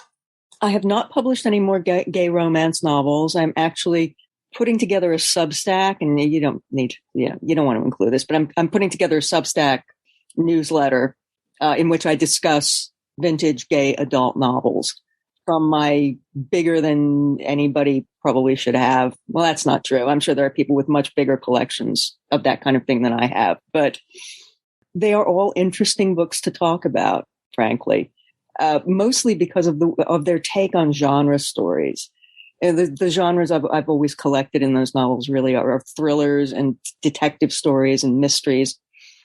And it's fascinating, particularly because they were written in the 70s. So we're talking about an entirely different world of what it meant to be gay, how that shaped your life in a way that I think it doesn't as much now in much of America. You really have to put a lot of qualifiers on that, because clearly there are plenty of places and circumstances in which actually it's not okay to be gay even now. But it's very, very conspicuous in these vintage being, of course, they weren't vintage when they were written, but they are surely vintage now, gay adult narratives. You really do see an entire different world of attitudes. And yet you see them through these genre tales, the detective stories and the thrillers especially are just fascinating from that perspective. And Rob, how about yourself? What is keeping you busy? Well, when I hear about this massive collection that Maitland has, I go, that belongs in an archive. So I hope that there's plans for it to go somewhere where it can be shared with future generations, because that's the work I've been doing over the last basically fall. I started a program, an archival administration certificate here in Detroit at Wayne State University. So I'm doing that. And I was planning to go on a track to go into archives and actually handle the papers and do all that. But I think I'm going to lean more into the administration aspect, kind of leaning on my past work, doing fundraising, public radio, and working for kind of a Kickstarter-like community with grants, kind of a Kickstarter with grants thing that I did for a few years. So I really enjoyed working with nonprofits and cities and communities in that way to help them raise funds, help tell stories, and do sort of the administration to do the good work. So I think that's what I'm going to end up doing, working on a master's program starting in the spring after I'm done with this certificate. But yeah, learning all about archives and how they're kind of the underappreciated stepchild of the library world, which the library world is underfunded. The archives are even more underfunded. So, but it's important work. And if we don't save this stuff for the future, then we're all in trouble. That's how I feel, at least. And I've actually particularly been thinking about that in connection with gay adult novels of the 70s, because they really were the ultimate, not just disposable fiction, but the kind of fiction that you didn't want to leave behind you. You didn't want your family to find all of these books and suddenly see, oh my God, there are 700 gay porn books here. Wow. That's something we never wanted to know. And that is what happened, I'm sure, to a lot of people's personal collections. Their families moved in to clean out the house or the apartment, found those books, and could not get rid of them fast enough. So that is why I have given some thought to where I want those books to go at some point, because there just aren't that many out there. People had huge collections of these books and they just went to the curb as fast as their families could put them there. Well, archives really are beneficial to me, especially even doing this show. So more power to you. Well, thank you so much, folks, for being on the show. Thanks to everybody for listening. If you want to advertise on the Projection Booth, email sales@advertisecast.com to inquire about rates. I want to thank especially our Patreon community. If you want to join the community, visit patreon.com/projection booth. Every donation we get helps the Projection Booth take over the world.